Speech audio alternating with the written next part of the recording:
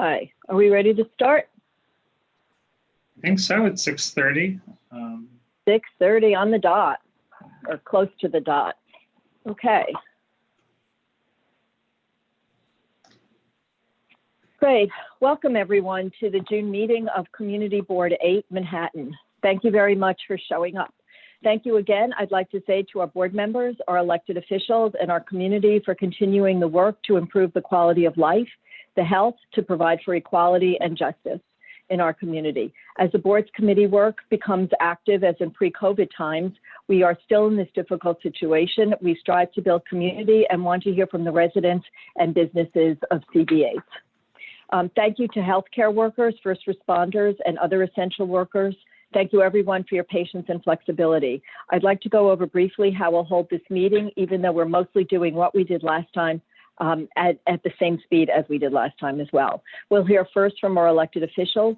If elected officials joining our meeting after the public session, we'll pause whatever we're doing to give them our attention. Everyone is and will remain muted unless they are unmuted by Will, our district manager, or me. The public will speak after the elected officials. I will call on members of the public. You'll be muted until I call on you. If you'd like to speak and haven't completed the form for speaking, you may go back and resubmit the form as long as you do so by 6:45. There'll be a firm 2-minute limit for public speakers. When the timer goes off, you'll be muted. You'll be able to see the time on your computer. Elected official reps will speak for 2 minutes each also after the public session. There will be no questions of either elected officials or their reps. Contact information will be posted on the chat by Will. After the public session, we'll move to the executive session, meaning that only full board members and public members of CB8 will be able to speak. However, you will also remain muted until called on. The order in which hands are raised will determine the order in which I call on board members, and both Will and I will be able to see who has raised their hands. We need to have an attendance record, and the secretaries will be keeping track. If you need to leave the meeting temporarily, please use the coffee cup or clock by clicking on the word "more" under the participants list. So if you click on the word participants with the 2 little people, and right now it says 73, at the bottom you'll see a whole bunch of colored circles, and for me at the far right is the word "more," and if you click on that, you'll get a coffee cup or a clock. If you click on those, we'll know that you've left temporarily. If you do need to leave the meeting early, please chat Will that you will be leaving because we do need to keep track. I'd like to be sure that there's full opportunity to participate. Therefore, I again ask that board members refrain from calling the question until those calling in on their phones have had a chance to raise their hands and speak if they would like. I'd ask that board members keep their comments to under 90 seconds. No one will be able to speak for a second time until everyone has spoken who would like to. If there is ample time, you may be called on for a second time. Please remember we want to keep this meeting efficient and expedient while still allowing discussion. If there's no opportunity for a second comment, it would be because there are a lot of speakers or time is running late. When a motion is made, if you'd like to second it, please click on the yellow hand clapping or thumbs up, which you can find on the bottom of the screen when you click on reactions. And I guess everyone is kind of pretty much muted. For voting will be different. For transportation and landmarks, we'll be voting on each resolution. You'll be assumed to be voting yes unless you raise your virtual hand, again, under the participants, in which case you'll be called on to vote no, abstain, or not vote for cause. Whatever you chat becomes public information when the meeting is over because everything is being recorded. And remember, everything takes twice as long. Thank you again for participating in this meeting, whether you speak or not, and for helping our community during this unprecedented crisis. We do have 3 items of new business. I have 2, and I believe a board member has another item. So that's another reason to try and keep things as efficient as possible. So having said all of that, I'd like to turn to, are there elected officials here, Will? I saw Dan Court, our local assembly member, so I'm going to unmute him. And then if there are any other elected officials, just give me a chat and I'll call on you next. Thank you, Will. Yeah. Good to see you. Good to see you. And first, good to see everyone remotely. But a special thanks to Alita and Will for operating the board under difficult circumstances, but still continuing the operation of the community board, which is critical to the functioning of local government. So thank you for that. I just wanted, I know there's a long agenda tonight, but there's been a lot of activity in Albany, and I just wanted to update on 2 or 3 matters. And the first is with respect to the Department of Labor and unemployment benefits. There really has been nothing more critical, more involved, myself and my staff have been involved in the last 6 to 8 weeks, is the expeditious administration of ensuring people's unemployment applications are secured and that their benefits are received. Things are better in the last week or 2 or 3 weeks than they were at the beginning. So that is a positive. There's still work to do on the mechanics of making sure people receive their unemployment benefits. To that end, it'll be the legislature will convene public hearings, oversight hearings over the Department of Labor and all other relevant executive agencies involved. Because while the problems, some of the start out problems or problems with providing people with benefits have dissipated, we need to look at how this can be done in a more clear-cut and streamlined fashion. We hope that unemployment benefits will not be as required as they are today, but that can't be certain. So we will be in the legislature really looking at the Department of Labor and how they can better service 20 million New Yorkers and many who need unemployment benefits.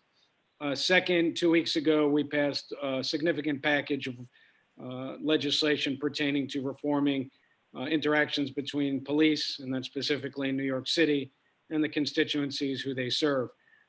The highlight of that, or one of the top pieces of legislation, is the repeal of a civil rights section called 50A, implemented in 1976, which I've been actively involved in. I wrote my own legislation 4 years ago, saying that dashboard cam, body cam footage could not be considered a personnel record for the very reason that 50A shielded those sort of records from public view. We took a significant step 2 weeks ago, and the governor signed the legislation repealing 50A, and that essentially says that police personnel records revert to FOIL.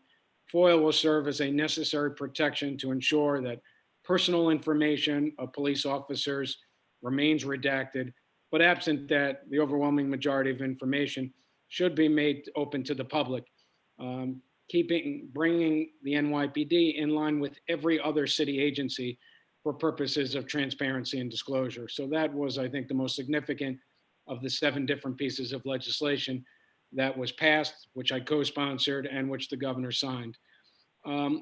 Last state issue is prospectively looking forward. We're in a critical time period because the state will face really dire consequences, very difficult decisions if there is not a next stimulus package with flexibility, so to speak, block grants that go to the state so the state can continue to aid municipalities, the New York City, but also Buffalo, Syracuse, and everywhere else as needed.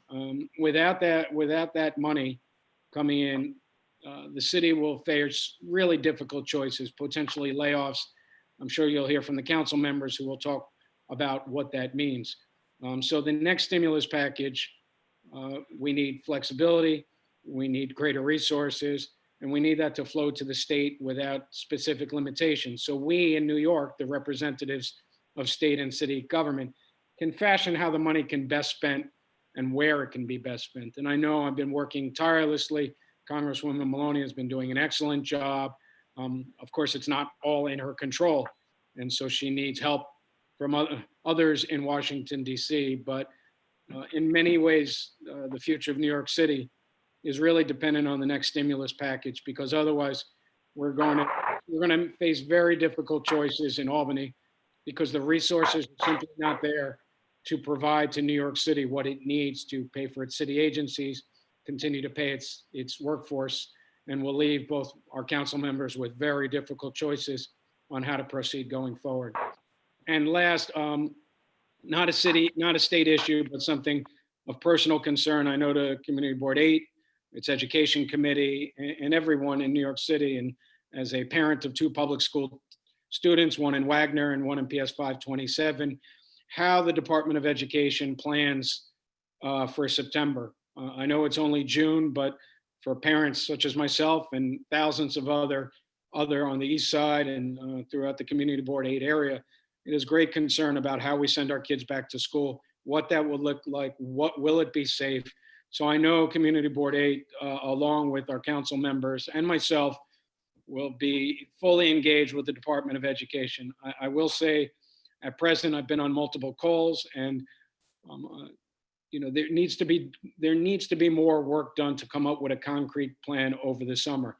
I don't want to be overly critical because it's June and the school year is still not over, but this will be such a significant issue for our entire school system, the entire city, as we plan for some sort of school year in September. So that will be something I will be deeply involved in as a legislator, as a parent, as someone who was involved in PTAs in multiple schools over the last 7-8 years. So with that, I appreciate a couple minutes of your time, and I will turn it back to Will and Alita, and it's good to see everyone remotely, and thank you for your time. Thanks, Dan. 1 second, and I see Councilmember Kalos, but I also want to get our board chair back unmuted. Thank you. Every time I mute myself, which I try to do to avoid background noise, it becomes permanently unmuted until you press the magic button. So I was just texting you that, but it got garbled. Thank you. And thank you so much, Assemblymember Court. We really appreciate the attention to the Community Board 8 district. So you said Councilmember Kalos is up next, Will? I do see him here. It is either me or my daughter. Welcome to the. How about your cat? My my cat and my daughter don't tend to get on calls at the same time. But one of them chases the other. I won't say which one. I want to thank everyone who is on Community Board 8. I want to thank the 93 participants we have, plus however many folks are on YouTube. I'm Councilmember Ben Kalos. That is at Ben Kalos. The most important piece of information I have to share with you today is that you can vote. You can vote right now. Today is the 17th, and polls are open until 8 p.m. And you can continue to vote in early voting through Sunday, June 21st. And that is because it is now too late to request your absentee ballot. It needed to be postmarked by yesterday. If you did request an absentee ballot and you have not received one, please feel free to reach out to me, Assemblymember Court, Congressmember Maloney. We will see to it that we get you your absentee ballot. But if you're nervous about going to a poll site, please go Please go to early voting. There are 2 locations for CB8. One is at the Jackie Robinson Education Complex. That's 1573 Madison Avenue. The other one is at Wagner Middle School at East 75th Street. You can look up your poll site at nyc.pollsitelocator.com. I think that is the most important piece.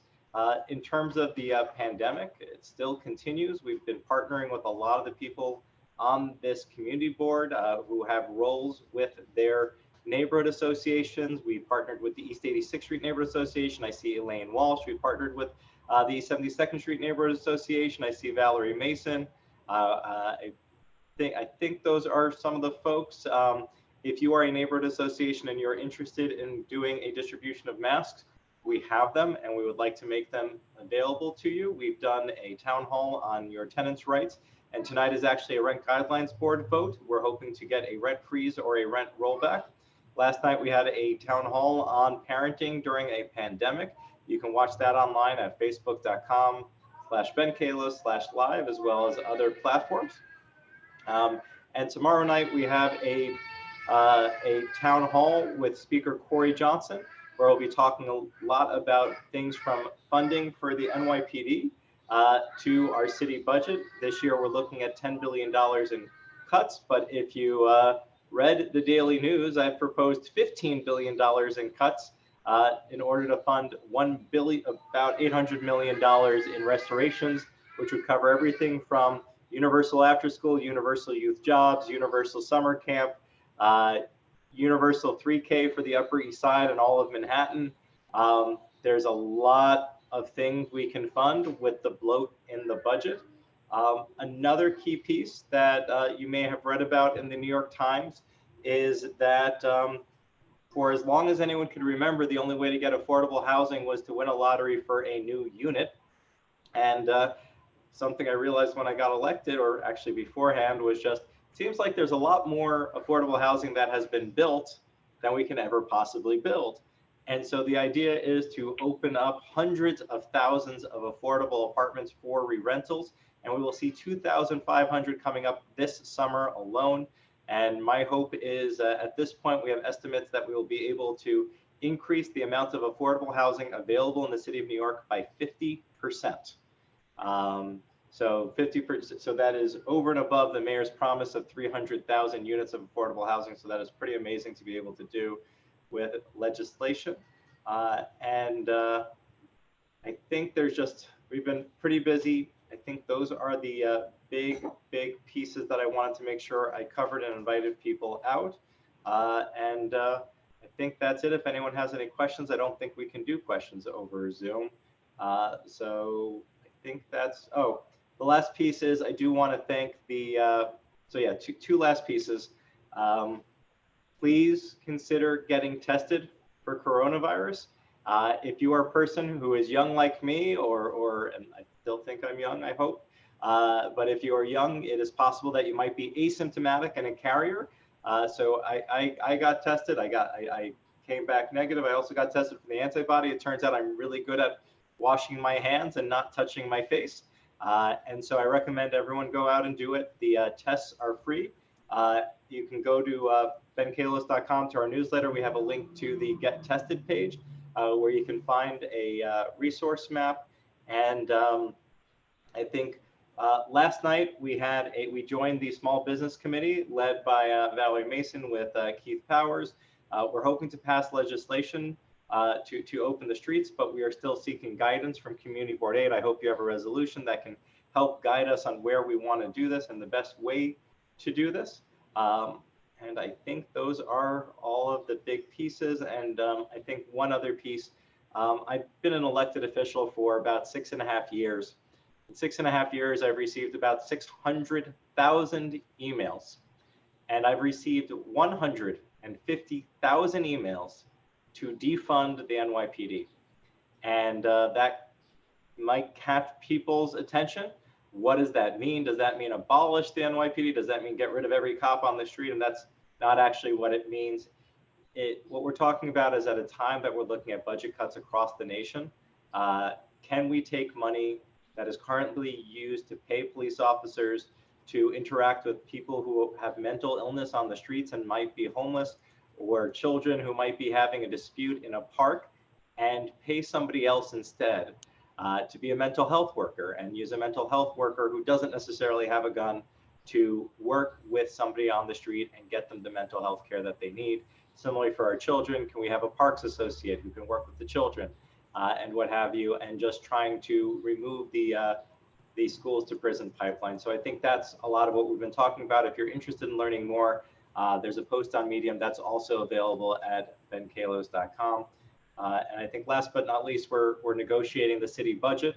We have until June 30th to get it done. We are pretty far apart with the administration. It's hard to imagine voting for a budget that cuts so many programs for kids and seniors without making other important cuts. And I proposed about 15 billion of them. So I've gone on too long. Thank you for having me. Abby from my team is still here and paying attention. And I do see we've been joined by Gail Brewer, who's been fighting to open up the streets and make parking spots available since April, and has been leading the charge on that. Thank you so much, Councilmember Kalos, for all of your hard work. And will you please post the contact information for all of the elected officials in the chat so that they're available to the public? Thank you so much, even without your cat and your daughter at the same time or separately. If elected staffers want to chat me with the contact information, I'll put it in the chat for everyone to see. Thank you. And now let's turn to Borough President Brewer. Thank you so much for coming. Will? I think I'm unmuted. Thank you very much. And thank you, Chair. And I want to thank Will because he's very, very, very responsive. And I appreciate that. When all people don't know what to do, we just call Will. So thank you. I mean that. Thanks. This is a really, I've been through crazy times, but this is kind of at the height of it. So I'm on the governor's recovery task force. I think I mentioned that, with the other borough presidents, with labor, business, the speaker of the city council, and the mayor's office. And today it's organized by the Secretary of State. And today, first thing, 2 o'clock, was we're opening on Monday, June 22nd.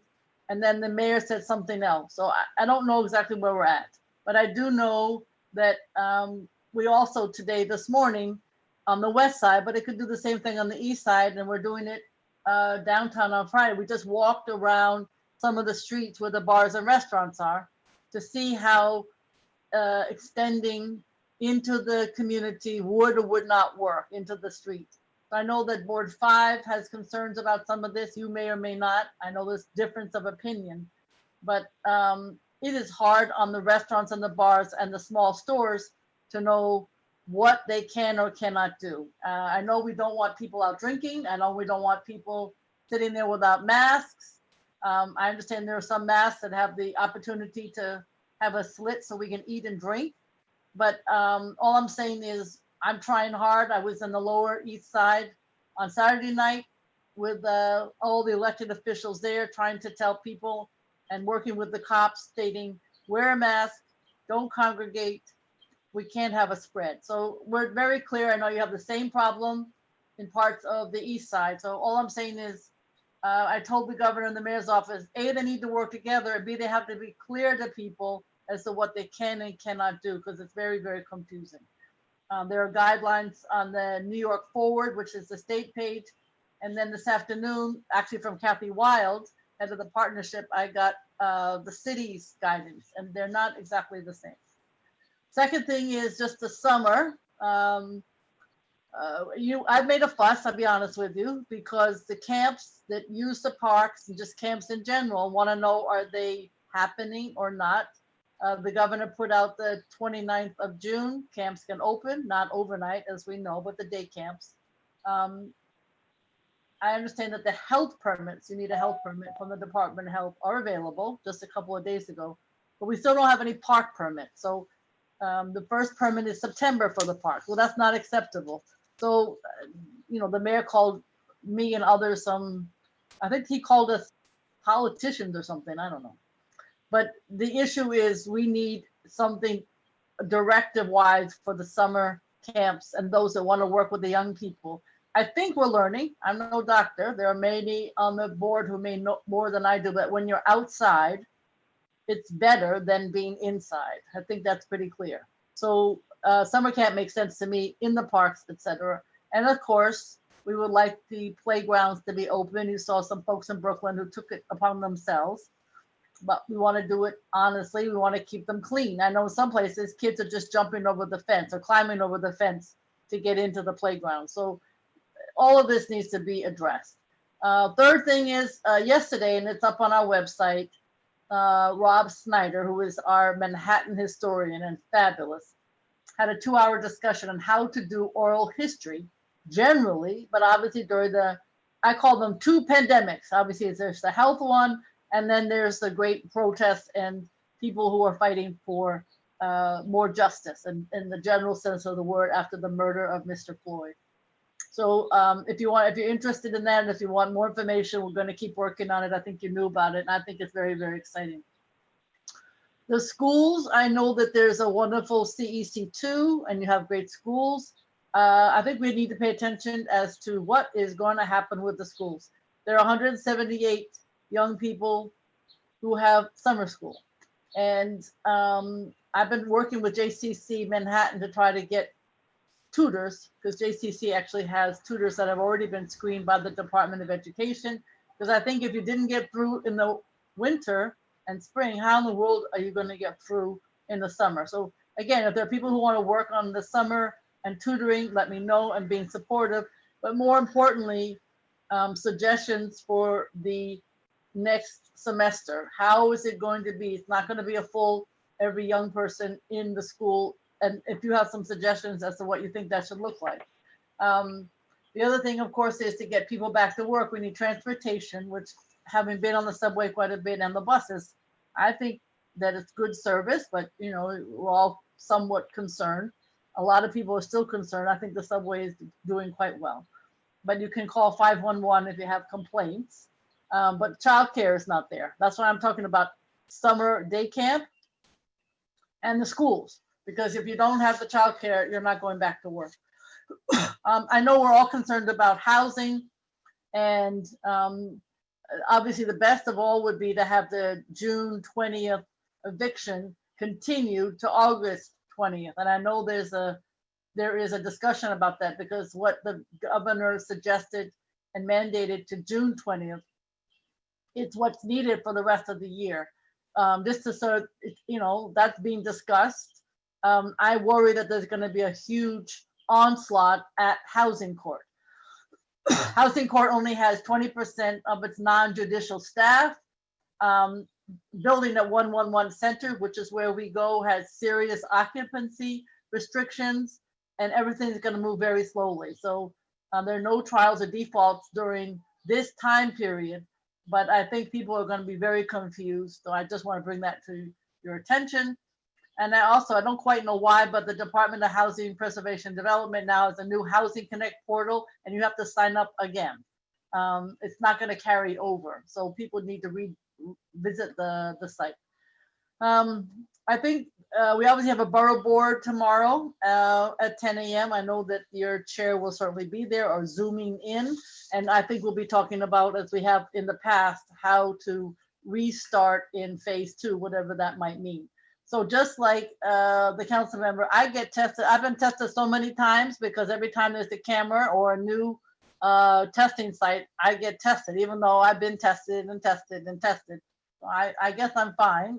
At this point, I know I don't even check, because I figure I'm okay. But I'm being a little facetious. But I noticed that at 215 East 95th Street, Advantage Care, which is, I find to be a good organization, has a testing site now. So that would be a good one to go to. You don't have to get tested as often as I am, but you should get tested. So I think that's it. I know that we're also working in the borough president's office with an amazing group of talented people to paint Black Lives Matter right near Foley Square. If I say 100 phone calls, I'm probably being very on the low side to make it happen. And I know that that's going to be happening in other boroughs. It already has in Brooklyn, but because we're Manhattan, we have artists and color and dialogue and discussion, and it's going to be absolutely gorgeous, but it's not completely done yet, but we're working on it. Thank you very much. And I appreciate everything that Board 8 is doing in this very, very challenging time. Thank you so much, Madam Borough President. And I'll be addressing some of the things that we are doing during my chair report later, and they are directly not responsive, but aligned with some of the issues that you were talking about. Will, and thank you for giving us your time. Will, are there any other elected officials? I have not seen any others. If there are any, either raise your hand or chat me, or if somebody believes that their elected will be coming in shortly, please just chat me. Otherwise, I think it's the public session time. Great. So let's proceed with the public session, and we'll stop if we see any. So I'd like to begin with, I know that you chatted me about some people from the library. So why don't we ask however many people from the library there are, and if they could just keep it still to under 2 minutes. Let's start with them. And then we'll have Jolie Golden from the Census and Clifford Hudis. All right, I'm going to take a couple of moments to get the library crowd unmuted. I saw they did handily name themselves NYPL. And while Will is doing that, I'll ask Jolie and Clifford if you would raise your hands, because then you go up to the top of all of the people who are listening, and it will make it much easier for Will to find you, to unmute you. So if you could just raise your hands, Jolie and Clifford. Thank you. Okay. Hello, everybody. This is Greg. And I have you down. Sutana Riley is summer reading at the public library. Emily Valentine and Andrew Ravschieri, you can raise your hands as well. You're listed as public speakers in that order. Thank you. Hello, everyone. I'm Gregory Hutchko, the manager of the Yorkville branch on 79th Street. I'm here to talk about the NYPL reopening plans. The New York Public Library, in conjunction with Queens and Brooklyn, are targeting a mid-July to begin our reopening our physical locations. NYPL is considering July 13th at this time, although that is not confirmed. We are working with our partners in the government and other safety experts, putting the health and safety of our staff and our patrons. Currently, the New York Public Library is we'll be planning to open 8 branches when we initially reopen to start learning from those branches about what practices work best. These initial 8 branches will offer grab-and-go services only. Staff and public will be required to wear face mask coverings and maintain appropriate physical distance while inside the branch. We will also be employing special cleaning protocols, and we will evaluate our initial reopening phase as we move forward. Additional branches will be added as time moves on at about a 2-week rolling basis. And as we do, we will be increasing on-site use, for example, computers and browsing of the actual collection. All 4 research libraries, the main branch on 42nd Street, the Schomburg Center for Black Research and Culture, the Performing Arts Library at Lincoln Center, and the Science, Industry, and Business Library will be focused on expanding digital delivery of our on-site materials there. That's all about our reopening plans. Emily Valentine. So I am Emily Valentine. I am the manager at the Webster branch. Since the closure of the physical branches in March, the library has remained open. We have seen an 864% increase in digital library card signups in our e-reader app, Simply E, and a 236% increase in views of our educational resources. We also have provided a wide range of virtual services such as webinars, classes, book clubs, tutoring, and career and financial counseling, among others, that have targeted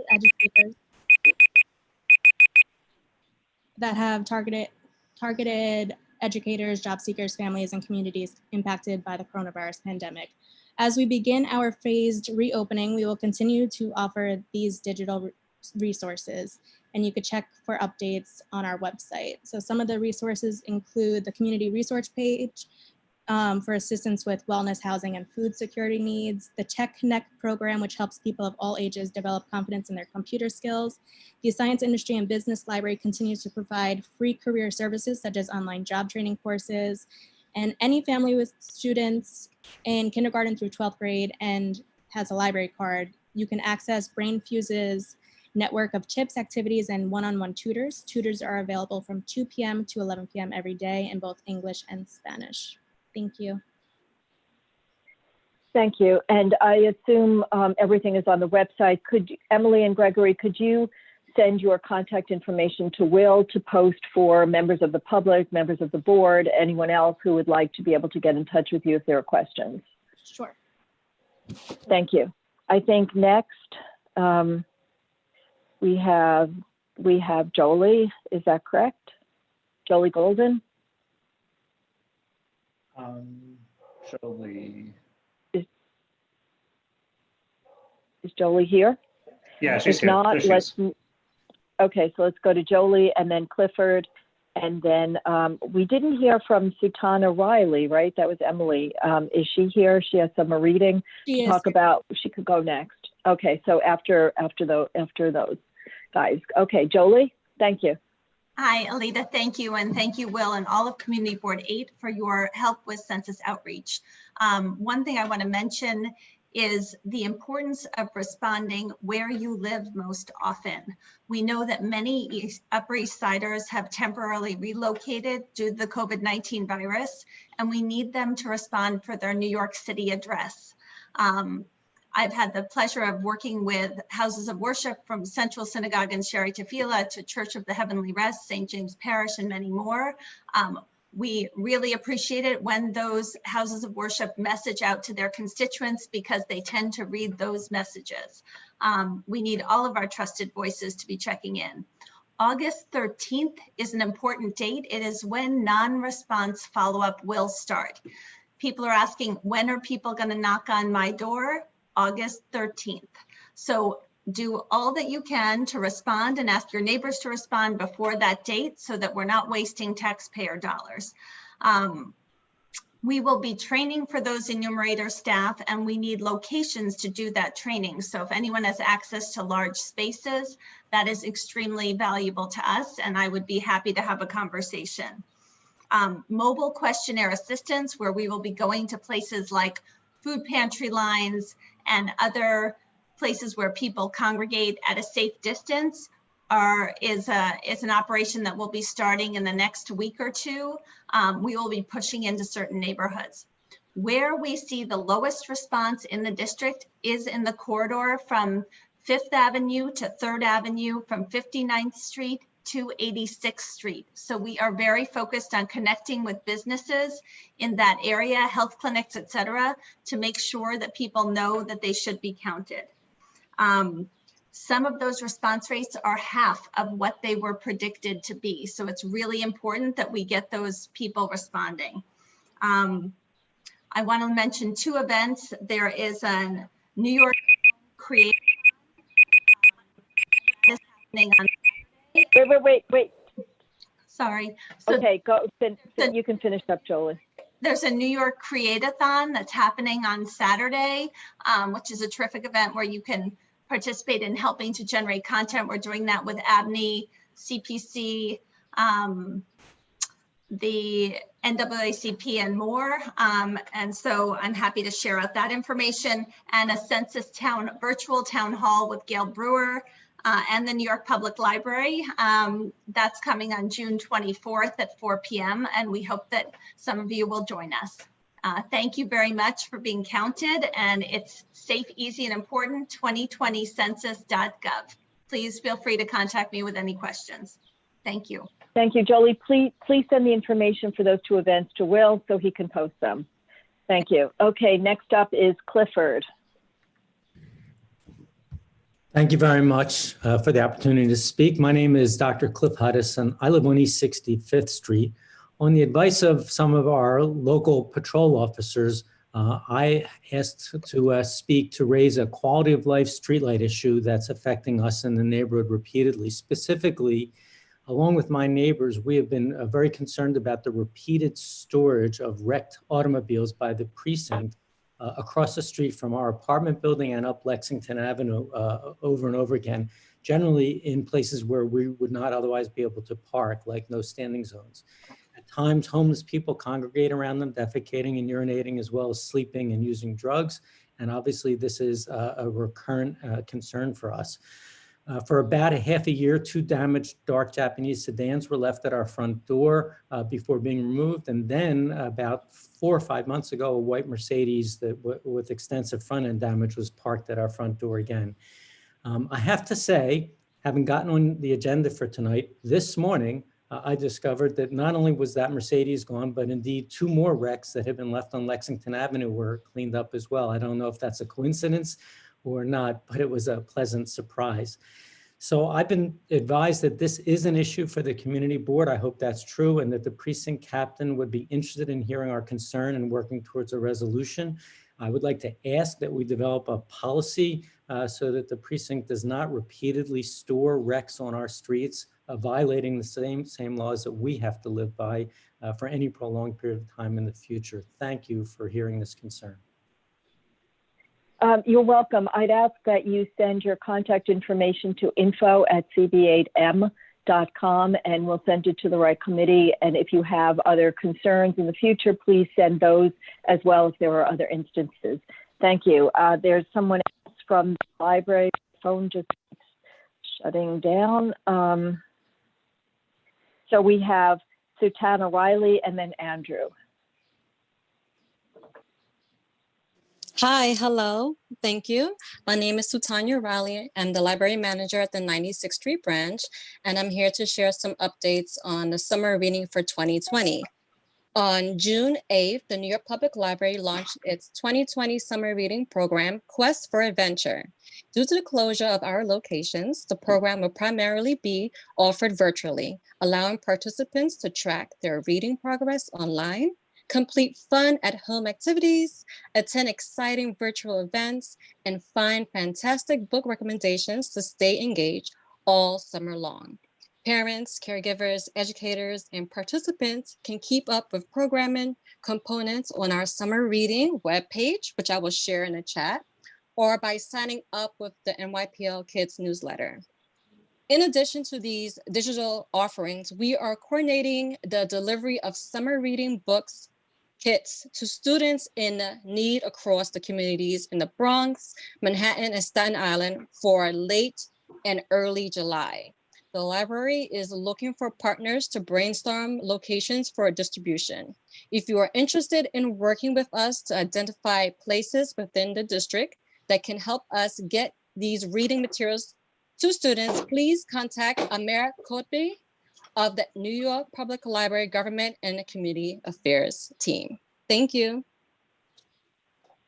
Thank you so much. We're always happy to hear what programs the library has. Andrew, you're next. Will, if you'd unmute Andrew, thank you. Andrew, you may have to push a button at the bottom of your screen to confirm unmuting. There you go. Can you hear me now? Yeah. Hi, everyone. Thank you for providing this forum for community-centered civic discussion. I want to speak briefly again tonight about the necessity for a 210-foot height cap on all new developments immediately, which has gained importance due to recent national and international events. Over the last month and a half, much has been discussed about how the planet is recovering while we've all been in quarantine, whether it's carbon dioxide emissions dropping or an ozone hole closing up. But more recent news has centered around the connection between climate change and a risk for other pandemics. The construction and operation of buildings above 210 feet is a major cause of concern in our city's efforts to curb climate change. The very height of tall buildings causes an urban heat island effect, which is the increase in city temperatures caused by the effects of tall buildings on each other and the surrounding environment.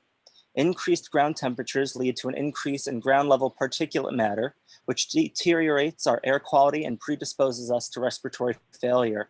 Therefore, green remediation efforts are insufficient in correcting for such damage because they do not account for the height of the buildings. Experts from the World Health Organization and Harvard University have recently made clear to the public that the connection between climate change and the frequency of pandemics is undeniable. While we have championed the mentality that we're all in it together during the COVID-19 crisis, the dismal truth is that certain groups of us are at higher risk for death from this pandemic than others. In early May, CNN reported that while Black Americans represent 13.4% of the American population, according to the US Census Bureau, counties with higher Black populations account for more than half of all COVID-19 cases and almost 60% of COVID-19 deaths. In an article that came out just 6 days ago from MarketWatch, reports show that 75% of frontline workers in New York are people of color, and that Black Americans are twice as likely to be hospitalized from COVID-19. We're at a tremendous moment of infrastructural, moral, and systemic reflection and change. If we want to show, not just say that Black Lives Matter, and if we are committed to the health of current and future New Yorkers, it is essential that we enact a 210-foot height cap, which is already the norm on other parts of the Upper East Side. Community Board 8, and specifically the Zoning and Development Committee, I'm counting on you to re-engage with the Department of City Planning and to re-engage the 210 Andrew, you have to stop. You know, other people went Andrew, over. I'm almost done. Andrew, I'm sorry. You have to stop. It was because they were the library or the census, and I appreciate that, but that was the rule we had going in. So if you have other information, please send it along, and we will try and find a way to, I don't know, distribute it or something in the same way. And I don't know if I should even be saying that, but thank you for understanding that we have a real time constraint, and these Zoom meetings can be very difficult and lengthy not difficult, but focus is longer and more challenging. So thank you. Okay, is there, I don't think there are any other public speakers. Is that correct, Will? I do not have any. Okay, then let's move. Okay, then let's go back to the agenda. Is there a motion to adopt the agenda? Just raise your virtual hand, please. Jack. Okay, Jack Zimmerman made a motion. We need a second, so just use that little yellow clapping, or we have a lot of seconds. Okay, so Yeah. then I will say that the motion carries and the agenda is adopted. Are there any corrections to the minutes? Raise your virtual hand. I see a lot of them. I'm hoping that's not about the minutes. Lower your hand if you were just wanting to adopt the agenda. Okay. I see Rita and Barry. and Barry. Okay, if you would mute Rita and then Barry will, thanks. Rita, you may have to push a button to confirm. I had no corrections. I was seconding it. I thought I was doing it the right way, obviously not. It's okay, Rita. You did. Good to see you. It just stayed up. It just stayed up there. Okay, Barry, do you have a correction of the minutes? Barry? You may have to push a Are you button to here, Barry? unmute. I'm pushing. No, I have no, I was just seconding the motion. Okay. Click on that. Okay, then I don't see any other hands, so we will say that the minutes are adopted as well.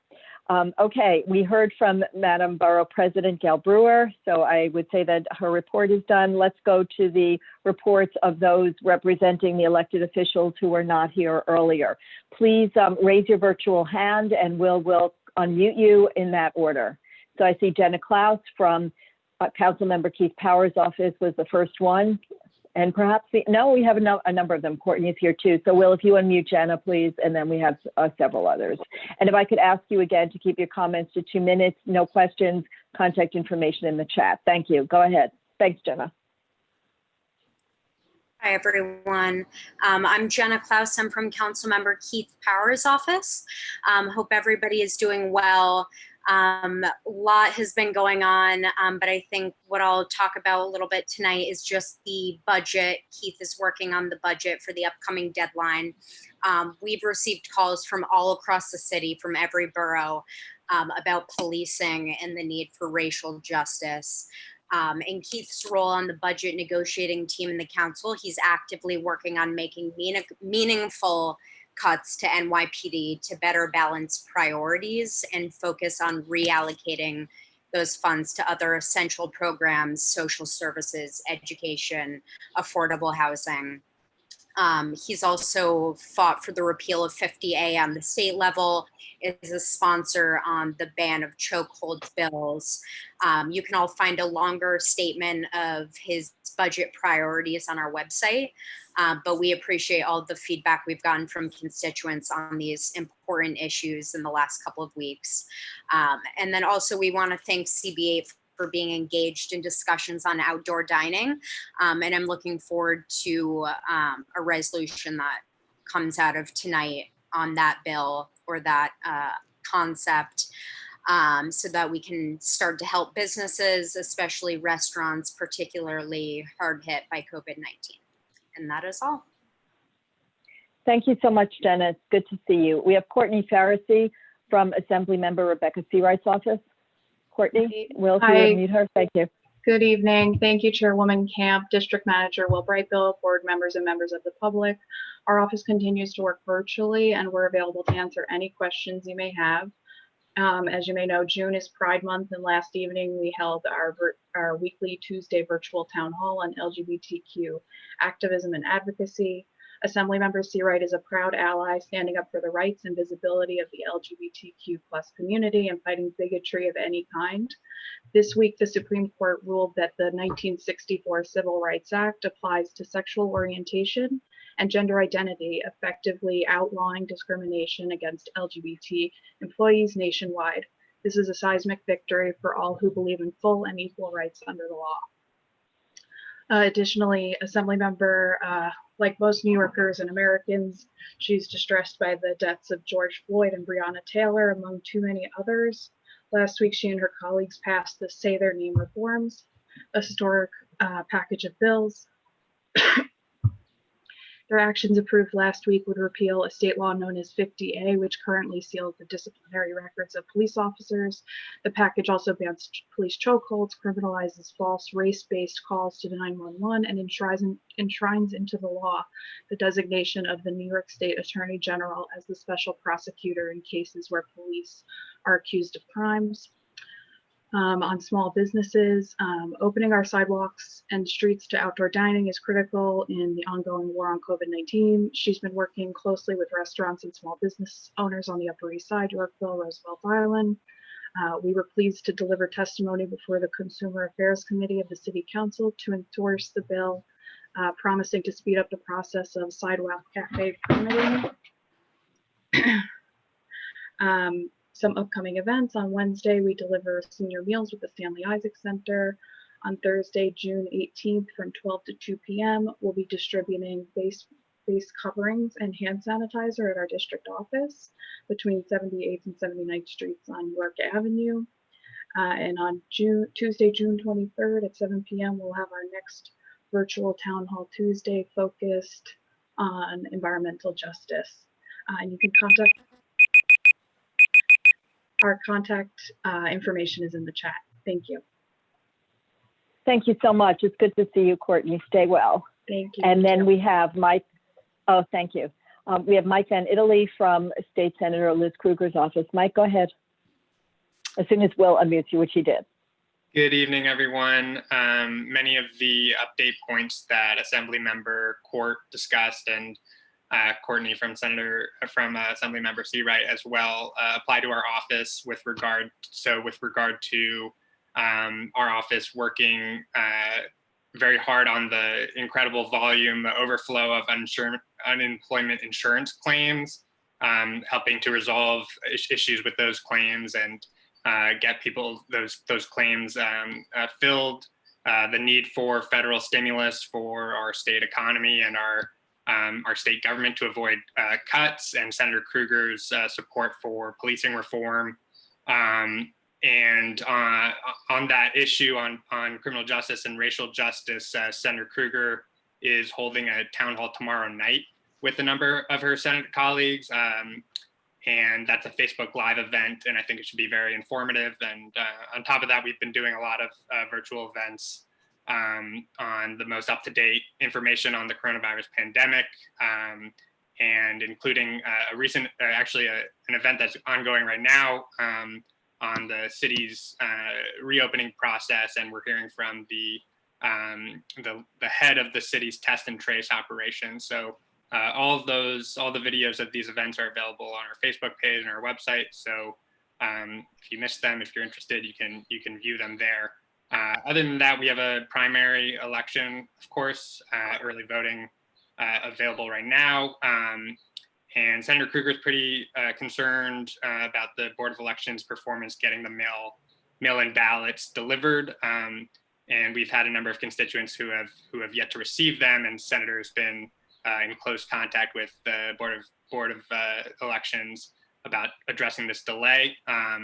And they say that they're confident that everyone will receive their ballots by next Tuesday, but it's something that she's working hard. Of course. So with that, you have my contacts, and thanks. Good evening. Thanks, Mike. It's good to see you. Stay well. Wow, that timer is loud. Thank you. Okay, I have a few things to mention. As you may know, because I've talked about it before, there's been a real issue with Kohler, the residential facility on Roosevelt Island, part of which building has been used for COVID patients. And there are a lot of concerns about the treatment of the residents in Kohler and accuracy of certain statements made about their care. And there have been some reports from visiting nurses that have been here from other jurisdictions. So we've been having conversations with the borough president's office and the HHC and people at Kohler, and that will continue. We have a meeting set up for tomorrow. On to food insecurity, the Women and Families Committee put together a list of resources and opportunities for donations, contributions, if you'd like, and that's included in your packet because we're concerned that people in CB8 are not getting enough food, and they wanted to be sure that that information would be comprehensive and yet consolidated. So that should be in your board materials. There is an issue, you know, because this has come up before, that I feel very strongly that applicants who have had something before the board and then revised it need to come back to the board. So we're working on that with respect to the applicant on 3 East 89th Street, which I heard back in the winter, and Landmarks Preservation heard them as well. And so that just continues with my theme of having the community board be taken seriously. We have a business program. We're doing part 2 tomorrow night on reopening businesses, retail, as well as restaurants. Tomorrow night, we are having a lawyer from Cozen O'Connor who will be talking about legal and HR issues with respect to the relationship between the employer and employees. That is from 6:30 to 7:30 tomorrow. And on July 2nd, we will be having a program on community and how community can take a part in the restart. I think I got that wrong, but you know I'm terrible with names. So that will also be July 2nd from 6:30 to 8:30, and I hope that you tune in. We are also doing a program on contact tracing, which will be next Wednesday. It's not July yet, it's June 24th. Hard to keep the month straight, but you already know that, on why people should participate in the contact tracing program and how it functions. Council member Mark Levine, who's chair of the Council Health Committee, will be talking a little bit about tracing, and then we have a doctor from HHC who will also be there answering questions, and May Malik, who is a new member of the community board, will be moderating that. Peter Patch, as chair of the Youth and Education and Libraries Committee, is planning something for next week on high school students discussing racism. So it's very focused and targeted, and I hope that you join for that. That specific information is on CB8's calendar. I'm sorry, I don't have it handy right now. I'd like to remind new members, or mention to new members and remind longer term members that not to mention your affiliation or your membership in Community Board 8 when you are objecting or even praising something, because it sounds as though you're speaking for the board, and the only person who could speak for the board is the chair. So if you are addressing anything, to please not bring up your CB8 membership. And I think that's it. So Will, if for your district manager report, please. I will be very, very brief, since I think you guys see way too much of me these days. I don't think anybody was prepared for that. So I just want to quickly introduce, we have a new intern who's going to be in our office during the summer, named Teresa. You may have seen her on some emails recently. Teresa is a Hunter College student in the JFU program. This is the 3rd year in a row that our office has partnered with JFU. They're an incredible group. Teresa, I unmuted you if you want to just really quickly say hi to everyone. Hi, everyone. It's really nice to meet you all. It's really interesting to hear everything that's going on in the neighborhood that Hunter lives in. I'm coming from Queens. I live in Middle Village, so I'm a rising senior, so really looking forward to see how this internship shapes my career. Awesome, thank you, Teresa. And then the last thing I really want to point out is I want to say a special thank you to Manhattan Borough President Gail Brewer and her office. I see she's still here. They were able to get us a waiver of the hiring freeze from the Office of Management and Budget. So we just found out today, as everybody knows, we're down 2 staff members right now, and so the waiver is for 1 staff member. So hopefully over the next month, we'll be doing some extra interviewing and reaching out to applicants, and maybe something in July will come your way. Other than that, you guys know how to reach me, and I'll see you. Well, we couldn't do these meetings without you and the team in the board office, so thank you. Okay, let's turn to the committee meeting reports then. We'll start with Landmarks, David and Jane. I believe Jane wants David to deliver the whole report. Okay, then let's have David. Thank you. I can I really believe that Jane will do best doing Jane's and I'll do mine. Okay. I don't see it as a real timing issue. And I appreciate Jane's confidence, but I have more confidence in her with her particular resolutions. She's unmuted, so Jane, you can hop in whenever it's yours. Okay. Jane, thank you. I just hate, it's such a waste of time, but in any case, we had 3 applications that we heard at our Monday night Landmarks Committee meeting. The first was a synagogue, for a synagogue on East 62nd Street, right off of 5th. Was a unanimous approval of an extension of the bulkhead on the roof. The reason for it is that they're renovating a 6th floor Sabbath apartment, and building code requires that the elevator go up to the 6th floor. There's also a play yard up there for the preschool operated by the synagogue. This was a unanimous approval. Does anybody want to call the question or raise the issue? Any questions about it? Call the question. See, Barry. Well, I Wilma, see hands being raised. Barry and Wilma. So Will, yeah. Call the question. Well, let's see first All in if favor? Wilma wants to second, or if she, wait, before we do that, because Wilma's calling in. Wilma, do you have any comments to make, or are you seconding Barry? I'm seconding Barry, calling the question. Thank you, Okay, Wilma. so I'm dotting my I's and crossing my T's, and thank you for your flexibility. Go ahead. Can you Oh. call the roll then, I guess? Yes, we need Well- our secretary is unmuted. I apologize. Rebecca, Billy, other Rebecca. Which one of you is going first? I think Billy's going. Okay. I thought it was you're up. Rebecca Lamort was how we did She's it the running first late. time. No? She had a Oh, okay, a that's puppy, right, that's right. puppy incident. Okay, So let's start with Billy then. Thank you, Rebecca. I'll do this. All right, so like we've done previously, if you are voting anything other than yes, please raise your hand. So that's if you're voting no, abstaining, or not voting for cause, raise your hand, which is in the participants feature under raise hand. Or And star Will- 9 on the phone. Star 9 on your phone, that's right. I'll give it a second.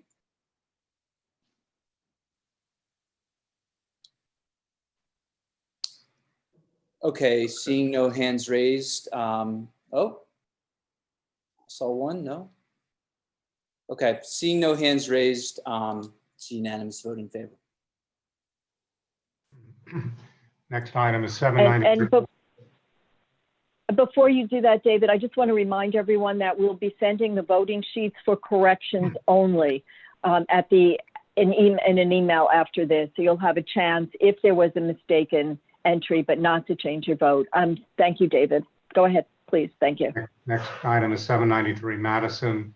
Can you show the image, Will? It's broken into 2 parts. The first part is a unanimous approval, and it has to do with the front facade, the replacement of the 2-story high storefront, which wraps the corner, and also the bow windows and bow-like windows, and also I seem to have flipped out. Can you still hear me? Yes, I Yeah. was sharing the image. that I've you wanted to I've see. lost all the imagery, but I'll keep talking.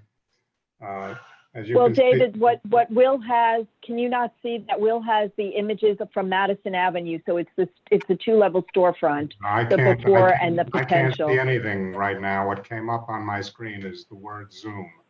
That's all I can see right now. Oh, So I don't know why that happened. But okay. Well, but that's in any event, what's up are the it should- 2 it should images of speak the for itself. On storefront. the left, it should speak for itself. On the left-hand side is the existing. On the right-hand side is the proposed. The left-hand side has a plastic fascia, whereas the new storefront will be all bronze, and the punched-in windows will be all wood, and the wood bow window and the entry are all wood with new double glazed windows. We felt all of that was fine. That was a unanimous approval. I don't know whether we vote on this or then we go to the second one first. If you want to show the second image, we'll, second image shows the facade on 67th Street.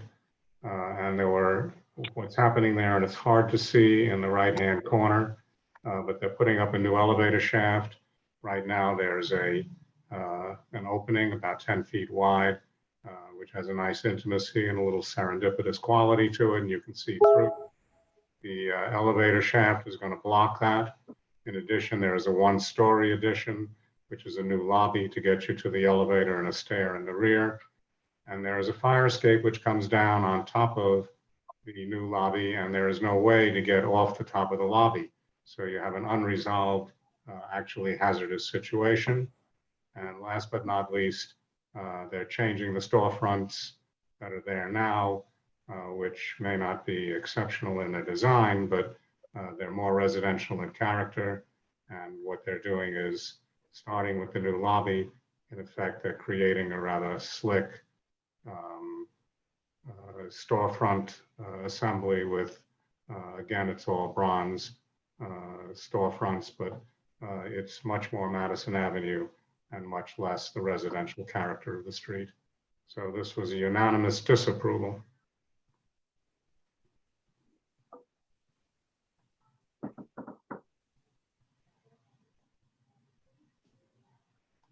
Michelle has her hand raised. David? I can't see anything, so I'm really You know what? disadvantage. Do you have that little zoom button at the bottom of your screen, the little blue thing with a white camera in there? When I click on that for myself, then I get the zoom image back. Sometimes it disappears. Thank you. That was the icon I needed. Well, I'll have to brag to my kids that I was able to do this. But anyway, so now you could see the names of everyone who's raised their hands, and thank you. So Jordan, are you? No, it's Michelle, Wilma, Vanessa, Marco, and Jack. You know the order, so go ahead. Okay, Michelle, yeah. Yeah, I wanted to call the question, but you did two parts. So do you want to call it on part A first and then go to part B? Part A was a unanimous approval. Part B was a unanimous disapproval. We're not allowed to vote the two of them. So we have to together. do part. I know we did them together though. So I'm calling the question on part A. Before you do that, Michelle, just because it's a different kind of meeting, is there anyone who has anything substantive to say? Do you mind my stepping in here, David, just to make sure that anyone who wanted to make a comment was able to? If you do, I see raised hands. I see Michelle and Wilma and Jack. If any of you would like to say something substantive, please lower your hand and then re-raise it so that we know. So that looks like Wilma and Jack. No, just Wilma and Jack.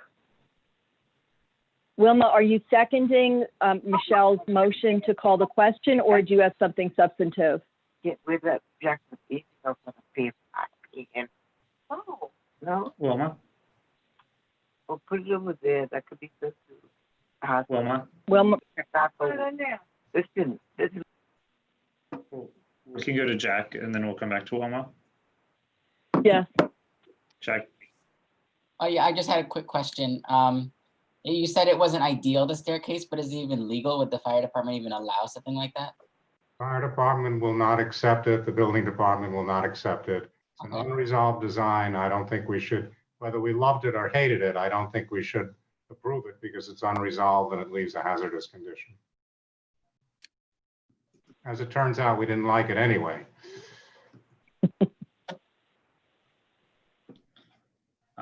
So you now have Harrison and Wilma. I'm going to try Wilma again. Wilma, did you have a question? No, I don't have a question. I wanted to call a question to all the unanimous ones. That's what I wanted to do. We're not doing that for the landmarks because they're a little bit more complicated, the resolution. So the chairs, David and Jane, asked if or prefer that we have each resolution separately. There are just, I think, three for this, but it's because of the detail of the resolutions. We're doing the first one now, right? This is the second one. We did the first one. It was a unanimous approval at Landmarks, and it was a unanimous approval, I think, today here. So now we're up to the second one, which has two parts. David, do you want to just repeat those again for the roll call? Yes. Well, thank you.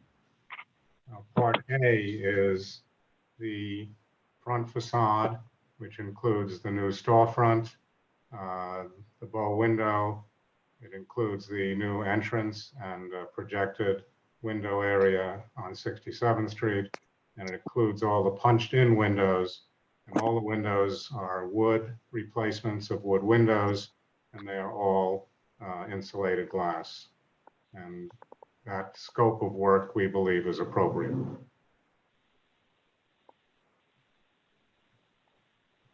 And we have Harrison and Chuck Warren who have raised their hands. So Harrison.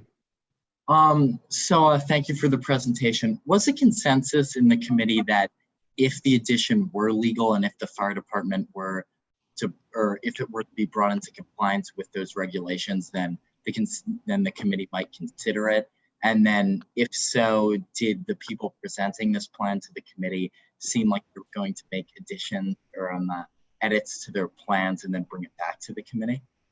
The question has two pieces. The first piece is we thought that the design, forgetting the fact that it's unresolved, was inappropriate. I think, as I mentioned earlier, we felt that the facade of all the storefronts and the lobby was very slick and inappropriate to the residential character of the street. As you go from one side of the entry, the projected entry on 67th Street, you sort of move from the Madison Avenue character to the residential character. And it's, in effect, this building bridges the two of them. So we felt strongly that the original design of the storefronts at the base of the building was, may not have been distinguished design, but at least it had a little more residential feeling to it. As far as the rest of it goes, we felt that one of the really nice things about this particular situation is that you got this serendipity with a little yard between the two buildings and an ability to see through to the north. So we had that opening, and we felt that putting up this elevator shaft to the top of the building blocked that, and we didn't feel that the lobby itself was particularly well designed. So irrespective of the fact that it's also not a design that meets the code requirements, we didn't feel it was appropriate. Thank you. And we had Chuck Warren also had his hand up. Alita, are you still unmuted? I am unmuted. Okay, just want to make sure. Chuck. Yeah, I'm not making too much noise, I hope. Chuck, did you? You may have to push a button to confirm. Can you hear me? Yes. Yeah, we never voted on the first resolution. We called the question and everything else, but we never voted on it. So we got to vote on both resolutions. That was the point I wanted to make. You mean both resolutions for this building, the one that David's presenting? Yeah, yes, Both. You're correct. Yeah, I can't hear you. We're still waiting for that. Right. So I think we need to vote on both resolutions now. We need to vote on Part A, and somebody needs to. The secretary needs to go through the usual. David, are you asking someone to call the question? Yes, I'm asking for somebody to call the question. Oh, we did. Well, there was a. Marco. But I don't know if there was a second. I thought we called the question in second on the first one. I'll call the question again on the first one if we want to. All right. Okay, just to dotting the i's. Is there a second to calling the question on the second part of the second resolution, Part B? I see Anthony. And the best way to second is not raising your hand through the participants menu. It's going to be to use the reaction buttons. So if you have your hand raised right now, we assume you actually have a question about the application. Yeah, and then just for anyone, the reactions button is at the bottom of the screen. It's not part of the participants menu. It's a little round thing. If you click on that, you can do a thumbs up or a hand clap. Either one of those will indicate that you're seconding the motion or the calling the question. Either one. No, Okay, so is there a second? no, Ed And has, Will, you can see all of that, right? we have a lot of seconds. Okay, then let's call the roll. Taking a vote on item 2A, which is was a unanimous approval. So yes means yes. Raise your hand if you want to vote in any other way. Valerie?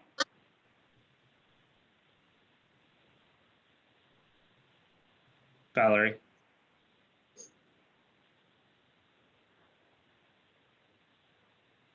Valerie Mason.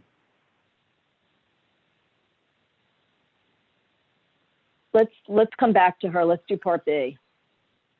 If you make a note, Rebecca, and we could just come back to Valerie. Okay, well, part B, to just summarize it quickly, is the inappropriate storefront, which is bronze, but very, very slick and very modern. The inappropriateness of the lobby, the blocking of the view with the blank wall of the elevator shaft, and then the unresolved design, which left an illegal condition because it's hazardous coming down the fire escape and not being able to get down on grade. And I don't think I fully answered Harrison's question. The architect had no solution. He said he was going to think about it.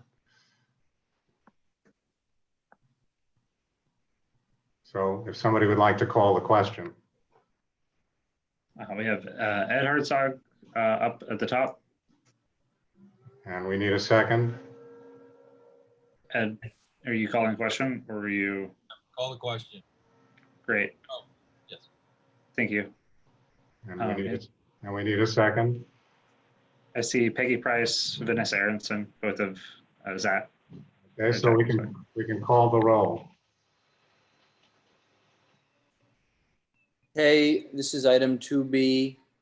Raise your hand if you are voting no, not voting for cause, or abstaining. I'll give it a few seconds. Valerie? Will, if we can unmute Valerie. She's unmuted.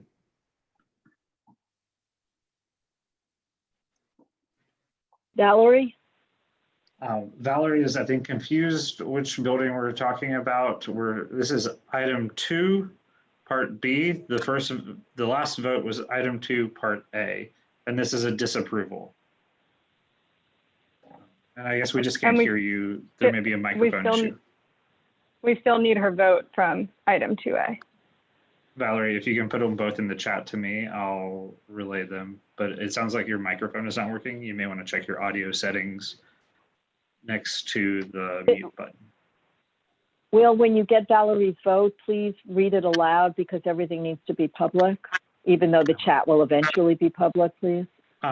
Would you tell us the address of the building? The address is 793 Madison. Valerie, did that answer your question?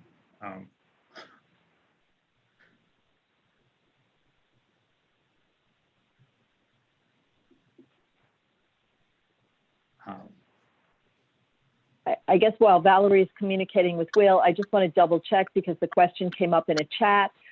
Billy, did you recorded the votes for the first item and landmarks that Jane had gone over, is that correct?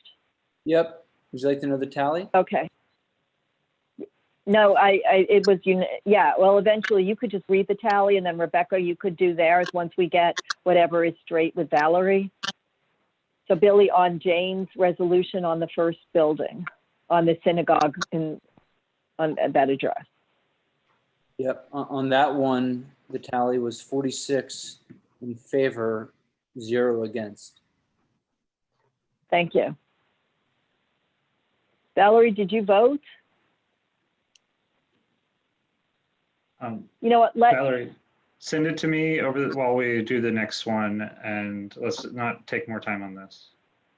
Yeah, and then when she does, after we're done with this one, you'll read it, Rebecca will check it and keep it, and we'll move on. So Billy, we're back to you for the vote, but we haven't even gone over the building yet. So is that Jane? Yes, for number 3. This is 680 Park Avenue. It's an individual landmark within the Upper East Side Historic District, neo-federal building designed by McKim, Mead, and White. A really significant building in the streetscape of New York. As you know, McKim, Mead, and White designed the glorious campus for Columbia University, Columbia College, the quad there. This is a very complicated application, but to boil it down, the applicant is doing a total restoration of the entire 3 elevations, except for the west facing, which is the rear elevation.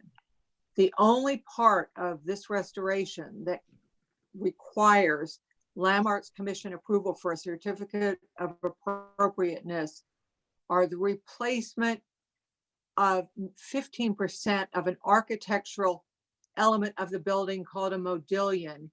They are currently made out of marble. They support the roof. They are an important structural element. The entire modillions cannot be removed. 85% will be able to be repaired, but the other 15%, the applicant proposes to chop off 6 or 7 inches of each existing modillion that cannot be repaired and replace it with a cast stone decorative element that will then be attached to the remaining existing modillion. It's all in the resolution. It was a unanimous approval. The presentation by the applicant was so detailed and marvelous. All of us were just dumbstruck by the beauty of this restoration and the effort the applicant is going to replicate exactly the original historic material, and even for these 15% of pieces of these modillions that require replacement. It was a unanimous approval, and I don't know if anybody wants to speak to it. David? Well, I think that what he's doing is he's bringing the building back as it originally appeared, and he's doing some very excellent technical repairs, really state of the art in terms of the way he's handling the stainless steel rods and the way he's replacing the modillions. It was just, as Jane says, it's an excellent presentation. It's an excellent technical restoration. And visually, when you look at the building a year from today, it will look as it did when McKim, Mead, and White designed it. Thank you, David. Any other comment from anyone? Does anybody want to call the question? You have Chuck, Michelle, Rita, Felice, Vanessa. Would you just like me to go from the top? Chuck? Sure.